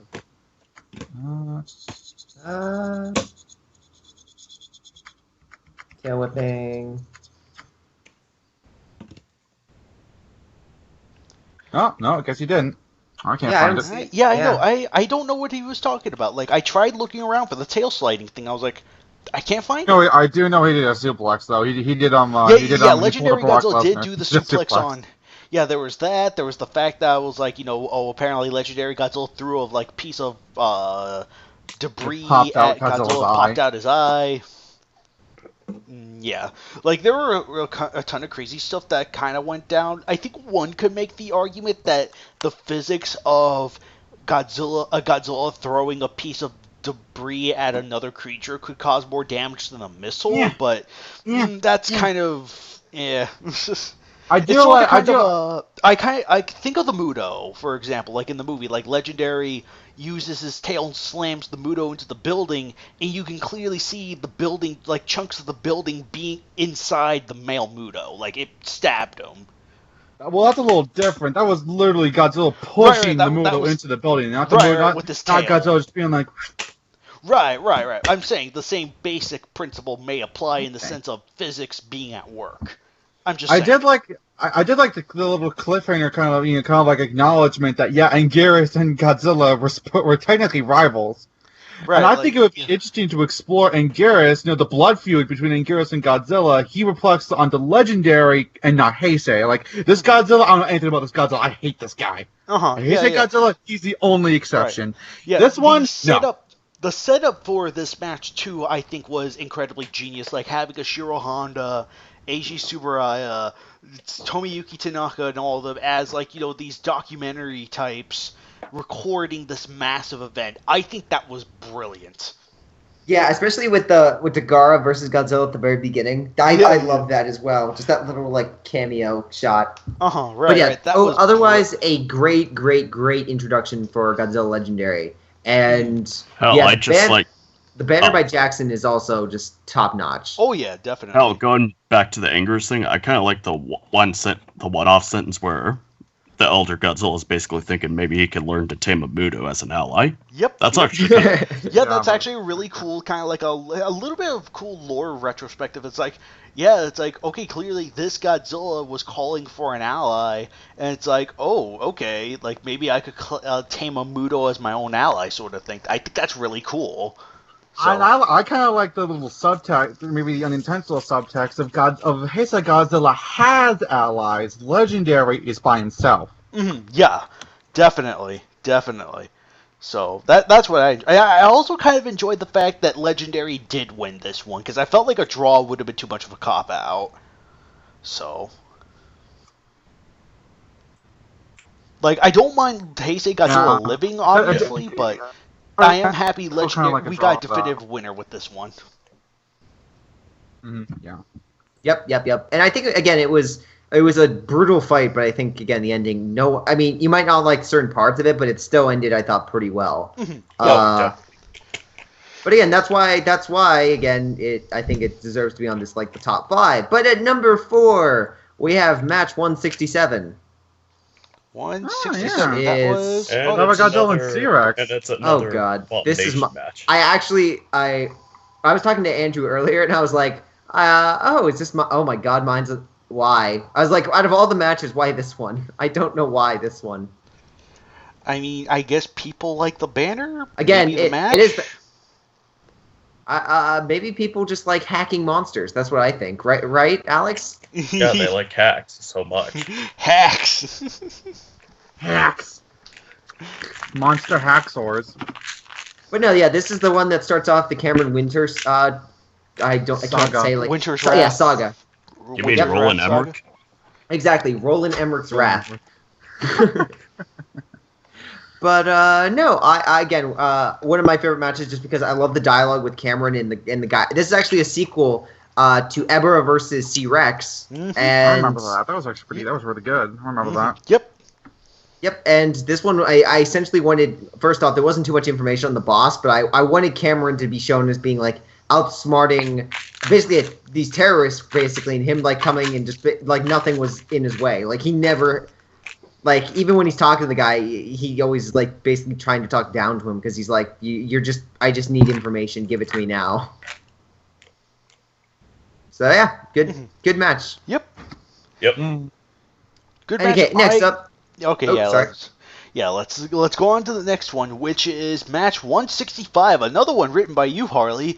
Top 3. Yep, you are the part of the top 5 and top 3, so consider yourself honored. Yeah, Grand King Ghidorah versus King Ghidorah and Mecha King Ghidorah. I am very proud of this one. Very proud of this one. You should be. This one is well deserved for 3 reasons. 1, it was an excellent match by you, Harley. B, I know for a fact this one was produced. Excuse me. This one is produced by Andrew over here because you really wanted this match out and. You blackmailed Harley to do so. So good job on that. Yep, exactly. Yep. I am now forever a slave to the KWC, forced to write whatever my master provided me. KaijuX forcing Harley to slave away. Yep, and the banner for this one was done by former KWC artist Stephanie Hughes. I actually had to commission this one from her because it was just like money for this. Yep, I commissioned this one partially because it was just kind of like. Yeah, it was the basic understanding of art, starving artist thing. It was like, it wasn't that much, so it was like, oh yeah, fine, that's fine. So, that she doesn't have any real intentions of coming back to the KWC. She's going to be pursuing her art stuff, which is like, that's fine, so. We will find her. Now, I totally respect her decision. I could totally understand why she, wants to do things for herself, which is totally fine, but I kind of figured if I wanted a comeback for Ghidorah, I wanted something a little bigger, so I kind of figured, hey, why not get an old KWC artist I really admired for her work when these things were being posted, so, yeah. Yeah, otherwise, again, the whole idea of, like, the time travel aspect and Grand King, again, this match was a great way to bring back. Say Ghidorah back into the fold, yeah, and which never should have happened. And a great way to show off the new abilities of Mecha King Ghidorah. I think this was the first match that utilized the ice spray, the tractor beam, and whatnot. You told me about it before it really started. You told me about it before anyone else really knew. Oh so yeah, definitely. I thought that'd be a nice little thing to add in. Mm-hmm. I know you were really happy when overall I had the Ghidorahs. I had Mecha King Ghidorah and Heisei Ghidorah win though. Right. I would have respected your choice if you had Grand King Ghidorah win, but I would have been a little disappointed. But yeah, I am really happy you did give Heisei Ghidorah and Mecha King the win for this one because it felt very fitting. It felt fitting. It felt right. Because in my mind, well, King Ghidorah and Mecha King Ghidorah, they're both very strong monsters, and I know Grand King Ghidorah is very strong, but against two Ghidorah, I did make a note that even though King Ghidorah is strong, Mecha King Ghidorah is obviously stronger. He was pulling most of the work, but I didn't want to have King Ghidorah just be useless. Right, I love the way Heisei Ghidorah was utilized. I love the way Mecha King was utilized. I love the way Grand King was utilized. That was even though I got kind of confused with the Ghidorahs everywhere. Yep. Believe me, that's a tough one. That's a tough one to gamble, but I think you did a good job. That is honestly why, if I ever have like multiple monsters, like something Andrew's looking over, like it's like whenever I do a battle, I always try to make sure it's with. I never want like 10 monsters fighting each other because that's just utter chaos. So I'd rather have a whole bunch of fights with a few monsters than one big fight with all the monsters because that just makes my job a lot easier. Hey, at least you didn't have 3 monsters with the same name. Yeah, that's true. Good gosh, yeah. The insanity. All you have to do is say Grand, Mecha, and then useless. Oh, bum. Yeah, right. Grand, Mecha, and useless. Gosh, do it. I believe I did call Grand King the King of Terror a few instances because Heisei Ghidorah. Technically, Showa Ghidorah was the Grand King with the King of Terror, but I can't obviously. King of Terror was the title that belonged to Grand King.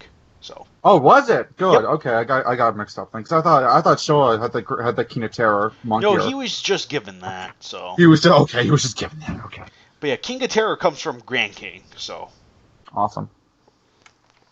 Next up, though, we have at number 2, match 100, which is, although there are matches here longer than match 100, I feel like if you were to go by the KWC rule of monsters beating the crap out of each other, this is easily the biggest KWC. Like, in terms, like, maybe and not if necessarily... I recall, it's still not everyone. Yeah, I know. That's the crazy part. Still not. It's the majority, though. A bunch of monsters versus a bunch of monsters. Exactly. It feels like it was like the popular monsters. Yep. Yep. Like a lot of the newbies that were added aren't here. When you say popular monsters, then how come War Giggler got in? How come War Giggler was in it and not Grand King Ghidorah? I don't know. Because actually. I think there are like a few. Like I don't think Sanda was in here. I don't think. Yeah, Sanda wasn't in here. They're like a lot of the newbies at the time, like pre-100, like anywhere from 90 to, or even 95 to 99. I feel like any new monsters added in that time frame, probably not in this match. So. I also find it funny because there was literally a section where, like, you know, part of the match was Manda versus Ebra, and that's all that happened between them. They did not interact with anyone else. That was perfect. Up until Godzilla blew up. You know what's really weird? Sanda only has one match. Yeah, I know. I'm hoping to change that up. Weird. Like I have sent over a couple Sanda matches already, so he should be getting his fair share of love. There's someone else that after 180, I will say there is someone that only has one match that he is getting another match in 181, and then I think Sanda should be shortly thereafter because I've been trying to do monsters that haven't been on the KWC in a while.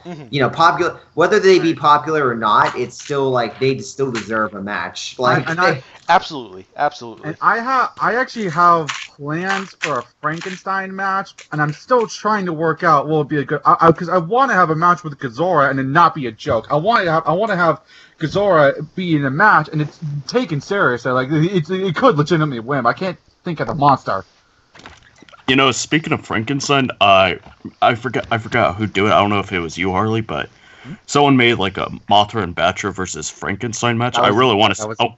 That was me. That was me, actually. Oh, yeah, that was him. Okay, that was a really good match. I want to see that one posted. That was really good. I made the banner for it already, so hopefully it'll get posted soon. So I honestly... Wait, which match? Sorry? Mothra and Batra versus Frankenstein. Oh, yeah. That one's... Yep. Because apparently Mothra and Batra is my bread and butter, apparently, because I've read a lot of matches for them. I actually do... one of my personal favorite matches I wrote was Mothra versus Batra. I love that. I loved writing that match. Yeah, that one had a very unique premise, but we'll get there when it gets posted. We'll get there when it gets there. So. Yep. Mm-hmm. There's also one being a Sanda, which I'm actually very excited about. It's by Patra Allen Green. Ooh. And it has like... Oh, yep, I know which one you're won't ruin it, about. but it's very special. Mm-hmm. Yep, it's definitely very special. It's good to be taking advantage of one of the other monsters' new rules, if you will. So, kind of think, Ooh. yeah, you'll see who it is, and it has a very interesting outcome. Is he going to sprain his foot in the battle? Sure. Right. That's actually new. He just like, I time out. I give up. I'm just leaving now. He stubs his toe. Hold up. Ow. Yeah. Ow. Foul. Red card. Red card. Yeah, I know, right? Well, anyway, and let's move on with no hesitation whatsoever to the number one match of Harley's favorite match. Yeah, my favorite match. Yeah. Yeah, 164. I am not kidding. This is number one. You know, when Michael Bay gets number one at the box office, nobody questions it. No, I'm considering. I'm not. I can't say I'm not surprised, but I can't say I'm not surprised considering there's a lot of considering what came before and after. I am a little surprised, but I will say congratulations. Yep, congratulations. Well, I think there are three things that contribute to this. One, it's the banner by Jackson, who is beautiful banner. Beautiful banner. Exactly. Yeah, he knows how to come in and just do good work. The second thing is this is the longest match in the KWC, so I think some of this might be people coming back and clicking it multiple times to read the full thing, which I think is a good thing if people liked it. But yes, I understand this is definitely not my strongest one, and I'm working.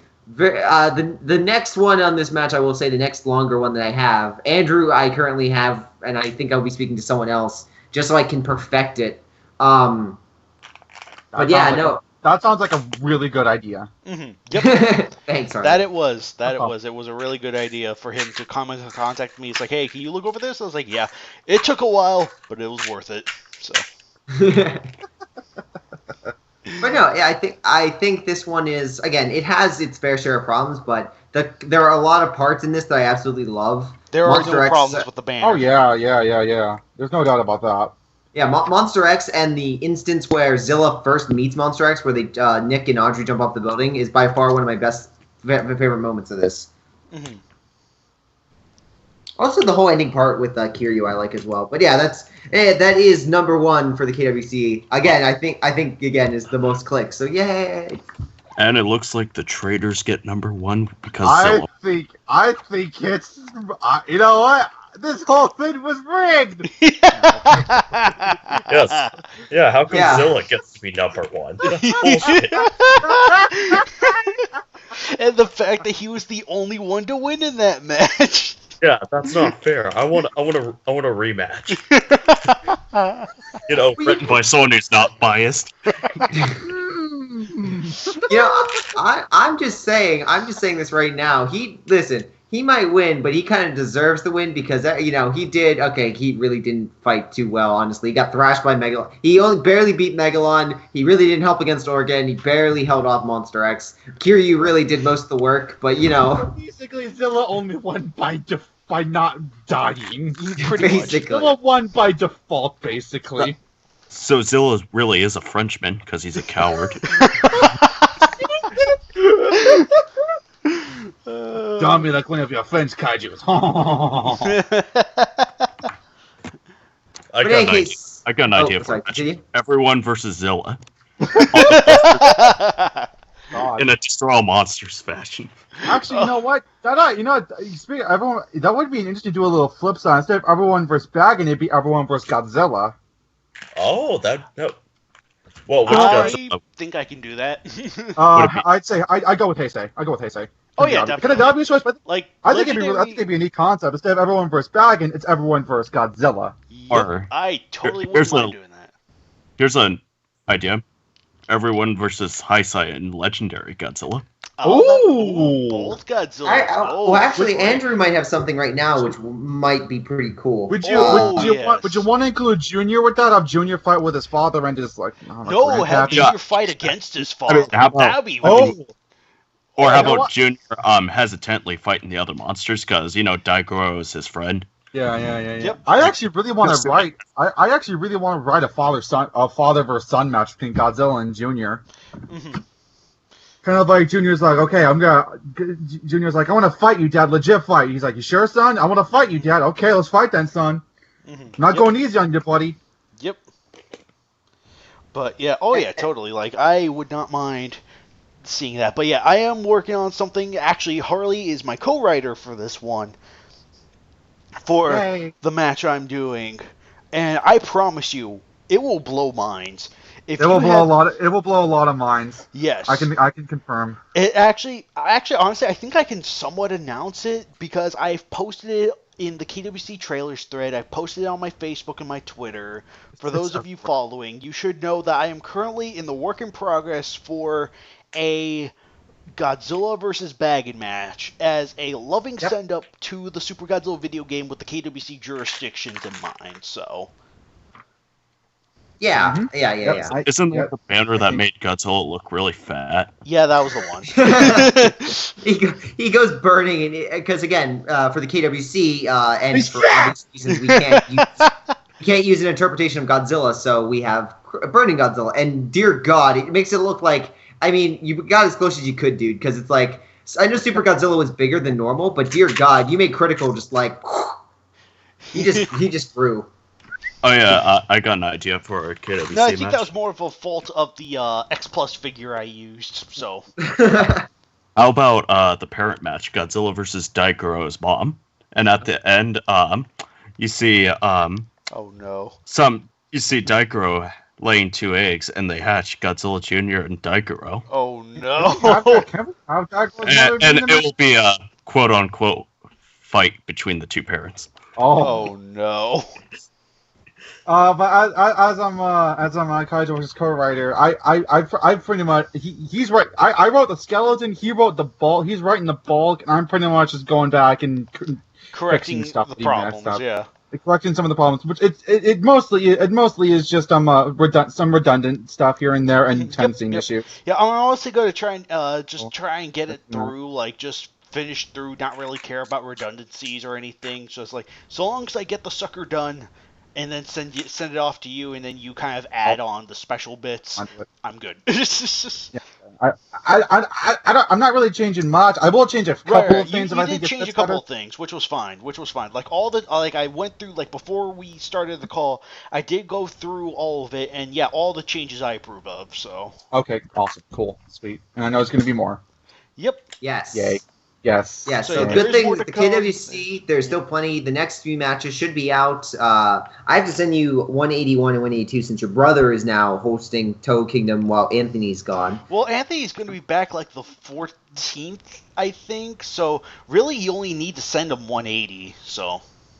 Oh, well, which I did. So we should be all set there. Yep. But as a little, since Anthony's gone, Ryan.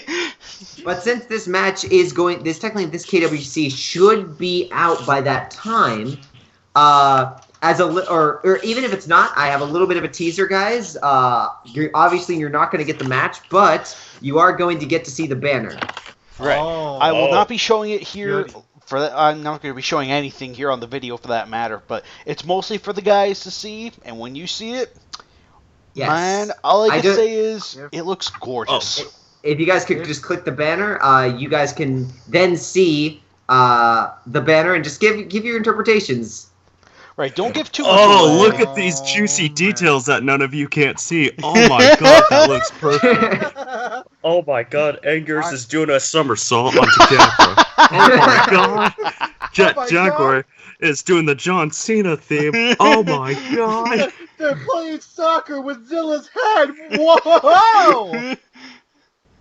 Oh my god. Godzilla and Gamera are doing a repeat of match 14. Oh my god. It's Godzilla Millennium! He's here! And look, my dream is finally here. Godzilla 90s versus Godzilla 2000. Hallelujah. Dreams really do come true. Only sometimes, though. The sonic boom from the games. Woo! Oh my goodness. Okay, but I take it you guys approve. Oh gosh. Okay. I'm also. Oh, the banner looks amazing. Oh yes.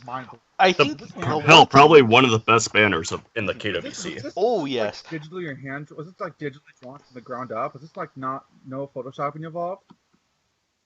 No, this was done by a longtime KWC contributor, and he is back in action essentially. He had a little bit of a hiatus there, but he is back.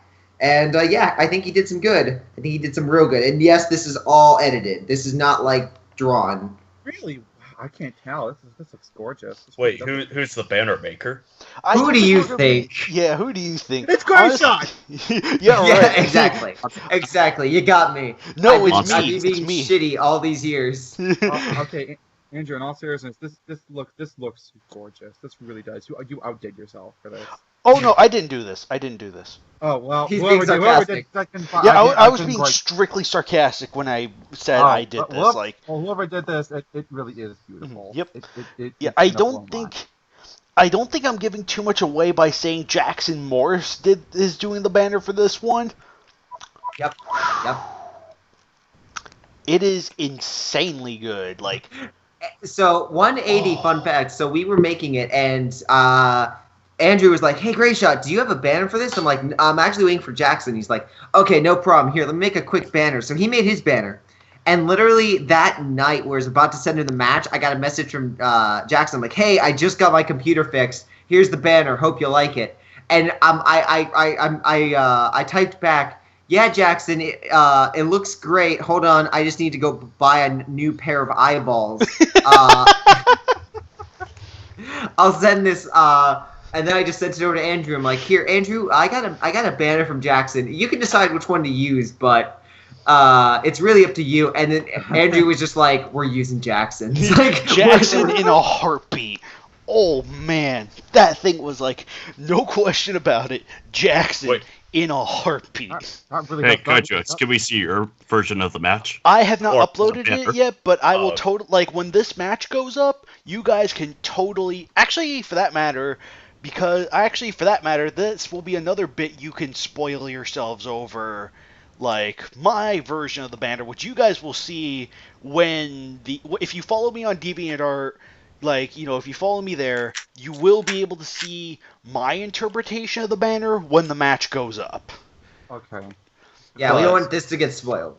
Right. So I'm just sharing it on the Skype group chat right now. So, this is my. Hey, to all our listeners, if you decide, hey, this is cool, we get some little insider info, you can join us. It's not totally. It's not like we're gonna kick you out or anything. You can join us if you want. Yeah, we are. We're gonna kick you out. Please join.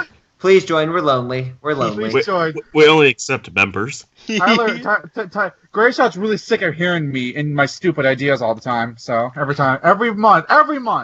Yep, it's true. And Grayshot loves my puns and all my great, fantastic ideas. Mm-hmm. That he does. So anyway, you guys looking at the banner now? Can you guys see it? Yeah, it still looks good though. Okay.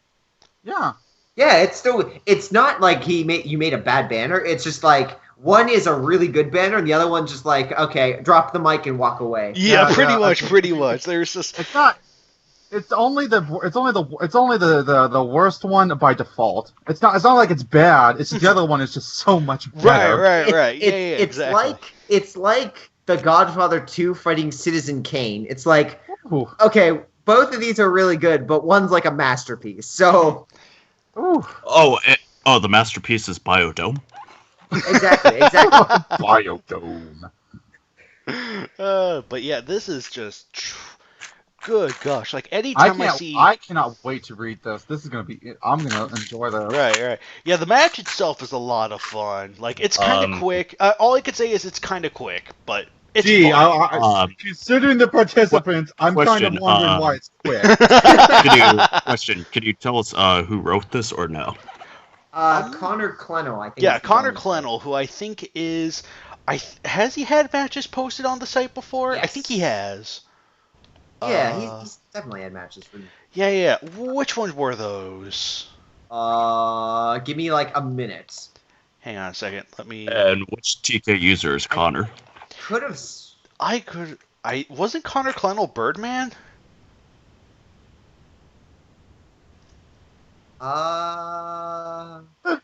Just that little silence, like. We can ask. Where are you?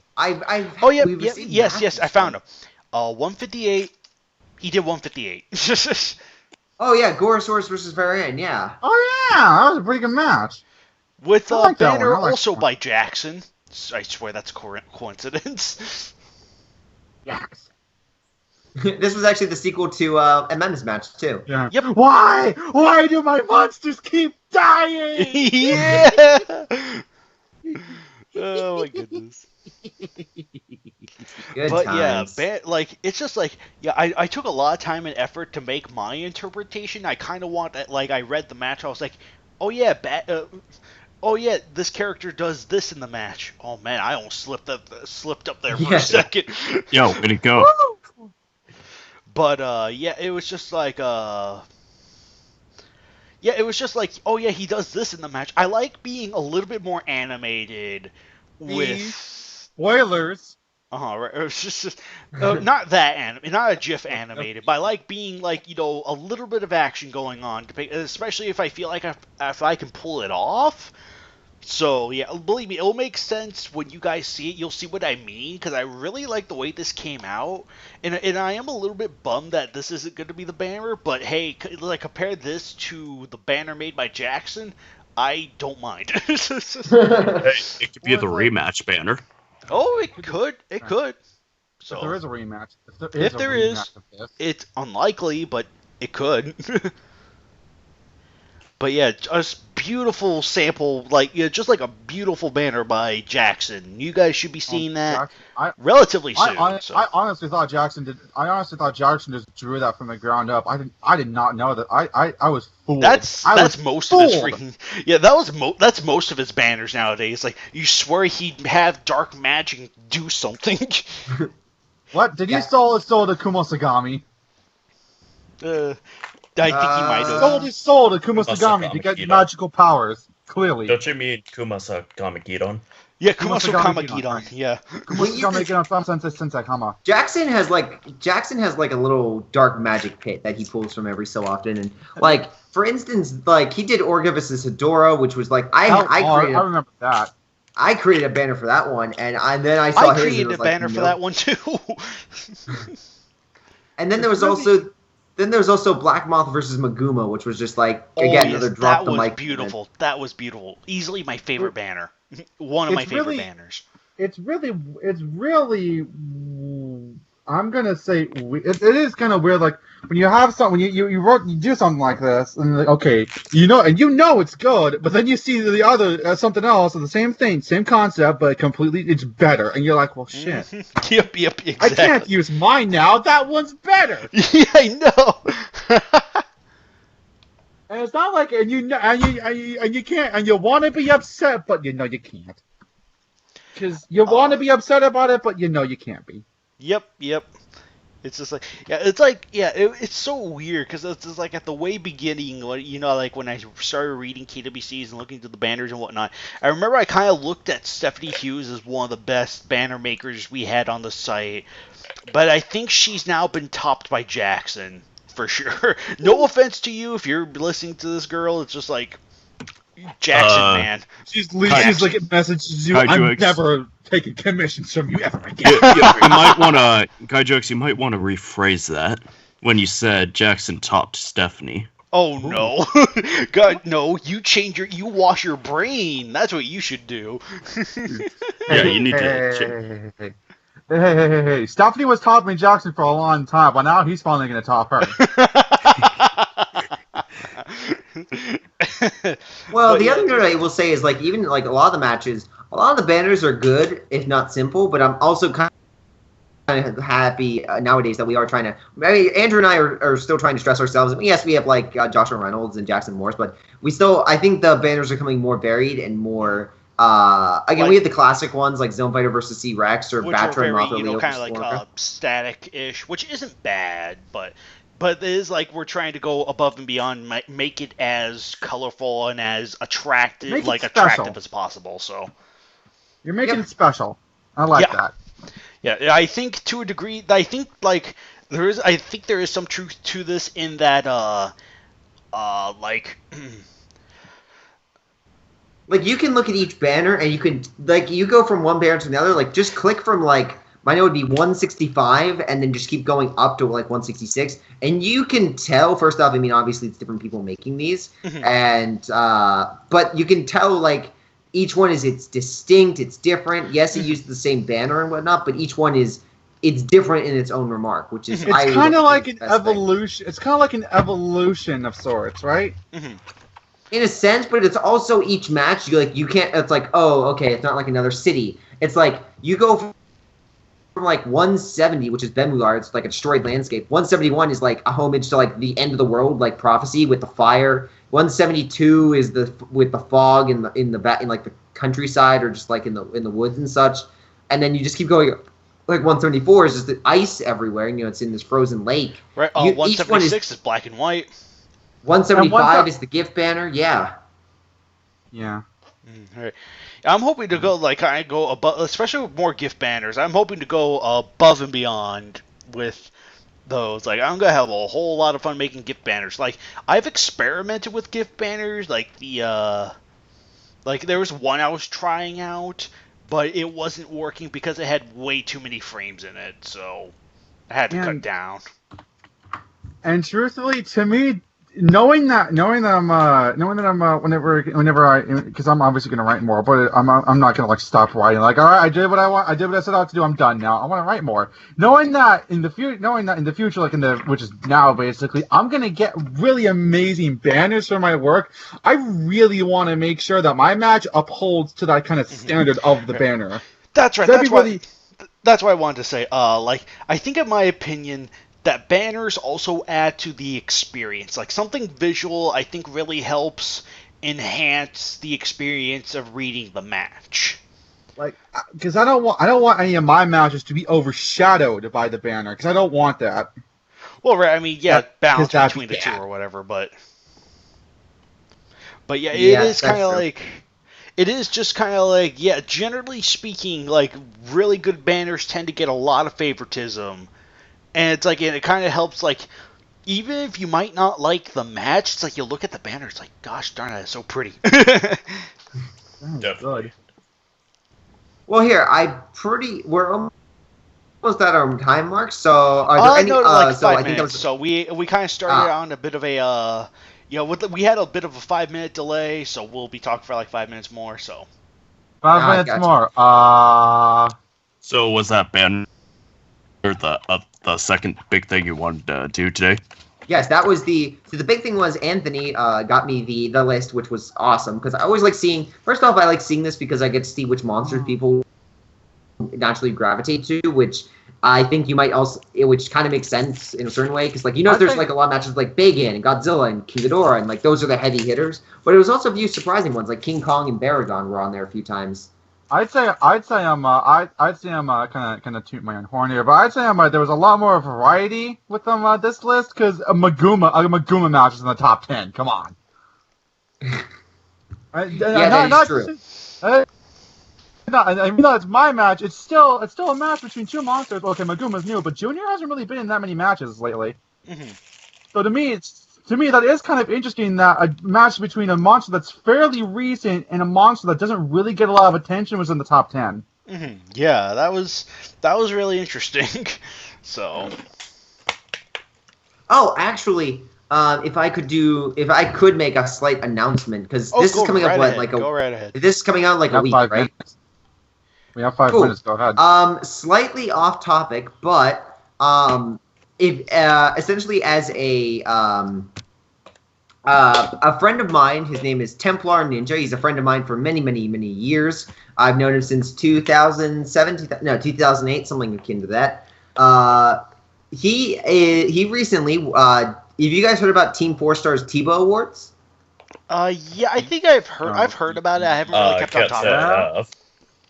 Well, essentially yes. So he basically submitted an entry, which I just put a link to, and apparently what happened was apparently there might have been there might have been an error in his submission, which, by the way, I highly recommend you guys checking out. It's called One Shot. It's a One Punch Man abridged, and it's literally called One Shot, One Punch Man abridged. It is a fantastic abridged, one of the best I've ever seen.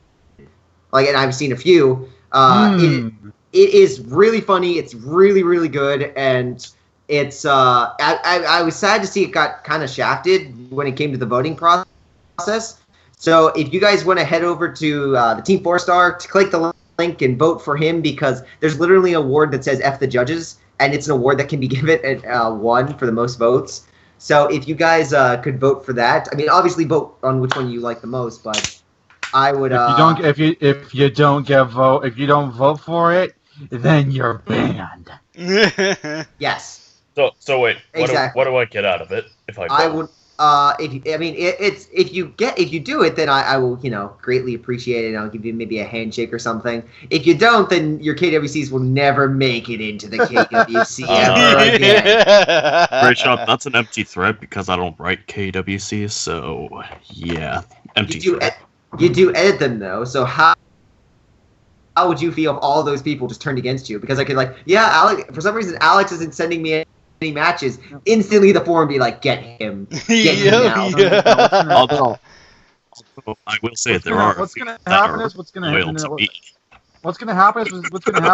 for you and you only, GVJ, we're gonna turn off. We're gonna just completely shut off the quality filter and just give you the driveling shit. I would be scared, but there are a few users who actually do exclusively send their matches to me. Yep. You got a point there. I am one of them, so I can't say. Yep. Remember, I'm kind of the one active verifier. Yep, he's pretty much the one active verifier. So. And I don't know who the other verifiers are. You're the only one I bothered learning and remembering. Yeah. Dino Master and Spanish Bulldog 63. Those are the other two. Okay. Hulk Hogan's Rockin' Wrestling. So remember, these are empty threats. I'm sorry. There's the bridge. There's a Hulk Hogan's Rockin' Wrestling abridged. But yeah, I will be providing a link to the the One Punch Man abridged down in the description. So hopefully you guys will take heed and just go ahead and vote for that. But is it One Punch Man World's Greatest Actor on the list? No, it's not. See, that one's again, I don't want to speak poorly of anyone's work again, since I am the head of this, but it's not as good as this one, and you could easily, and if you watch both of them, you may come to the same conclusion from everyone I've spoken. They have, but I think there was an error on the submission process, which they never received it. Therefore, they had to pick the best of all the One Punch that they had, and that was it. Okay. So that's why if you take the link which I posted and just put a vote, that's what we're trying to do. So do I put other then? How do I vote for it? It's an other, and then you just post the link. Okay. So you just Thank the you. URL. Yeah. Thank you. Bam. Done. Yay! I was really tempted to vote for Hulk Hogan's Rockin' Wrestling, just on principle, though, of that very concept, though. I was very tempted. There was, they make a joke throughout, the whole thing. It's because they were doing the accepted, and they were like, Corey in the House is the best anime. Nuh-uh, Johnny Test is. And they're, going back and forth. Johnny Test! Nuh-uh, Die Hard is the best.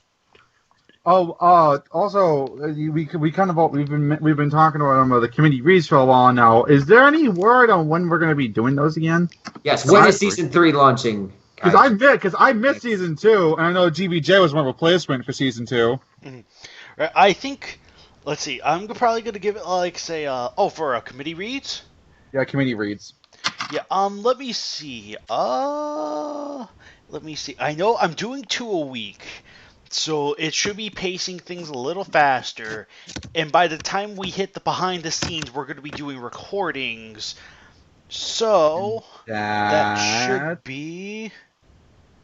Let's see. Let's see. King Kong versus Gabber versus King Kong is out now. Like it's there from yesterday. So 1,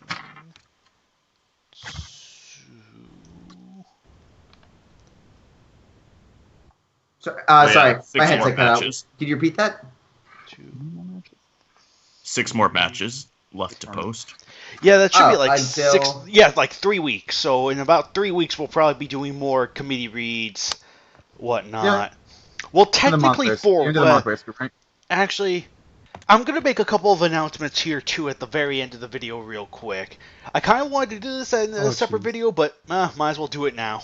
But on the week of the 18th. I am not going to be available for posting up KWCs or any of my general videos because I'm going to be out to Texas that week. So... Oh, yeah, you're visiting, San Antonio? Yep, San Antonio for my younger brother's graduation from boot camp. So, I'm going to be off there. So congratulations to him. Yeah, congratulations. Yep, Air Force, but... yeah, are you going to give him the boot? The boot. I think here's your graduation gift, bro. Godzilla stuff. Oh yeah, Godzilla stuff. But yeah, the week of the 18th, there are not going to be any videos uploaded because I want to just they're not going to be any videos for that week because I'm not going to be here to upload them. So with that said. The other part I want to make notice too, that for those watching the channel, I've been doing the Pokemon Soul Silver Let's Plays, which by Wednesday of next week, I think, there won't be any more videos for a while. I kind of wanted to get through all of the,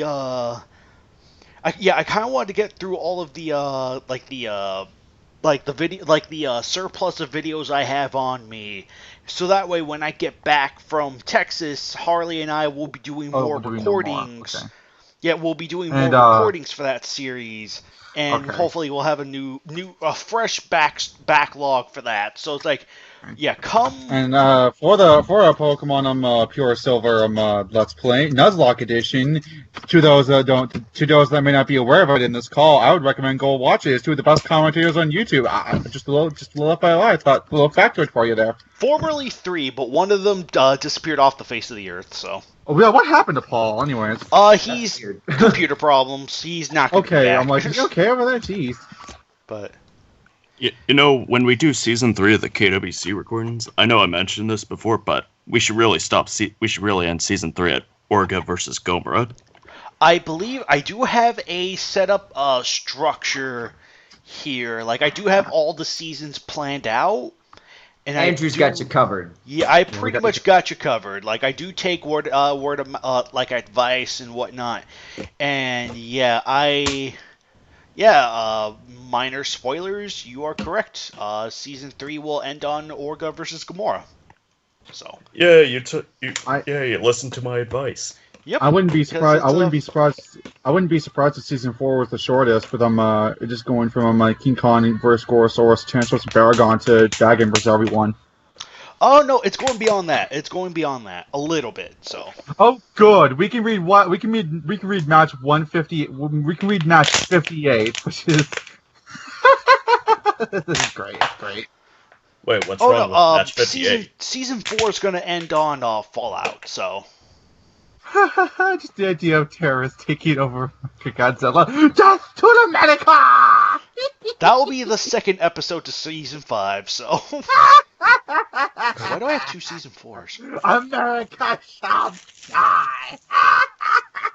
You know, Harley, I'm really tempted to call the FBI or whoever to go after you for saying all that. When the FBI comes busting in on all of our doors, we know who to blame now. Yeah. No, and they'll be waterboard. They'll be waterboarding us, saying, "Tell us about the KWC." Also, does anyone know realize that the Mechagodzilla versus Mogera is basically the 9/11 of the KWC, in which case it's like, or I guess that's the bad reference. It's like the take it to the terrorist match, like it's just the Ura America, even though it's a Japanese robot. Because it's Al-Qaeda stole Mechagodzilla. Man, this ought to be good. This ought to be good. You're gonna have to I guess it was written by. Take a wild shot in the dark. I know who it was written by. Yeah, I know who it was written by too. It does make it even better. Is everyone done guessing? I'm afraid. It's written by Greyshot. Yeah, right. Greyshot. It's written by your favorite user. Oh god. Is it Tom's first match? Really? No. It's MM. Yeah, MM. Oh, Josh what? Really? Oh, yeah. Oh, cool. Didn't notice that. Yeah. Oh man. If we read that match, I might have to leave for a bit to compose myself because I won't stop because I'll just try not to laugh my ass off. Yeah. Well, the other, actually, speaking of which, for matches-wise, we have, as you guys know, the KWC is now releasing 3 matches a month. So, we are going 3 matches a month?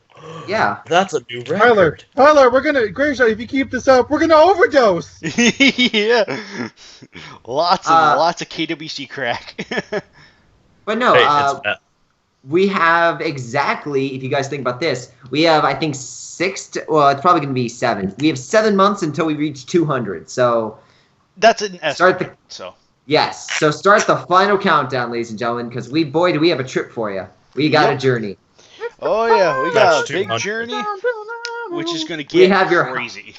We have the highs, we have the lows, and we have the disappointing ending all ready to go. Yes, absolutely. I really you should tell us match 200 so we can mock the audience because they don't know and we will.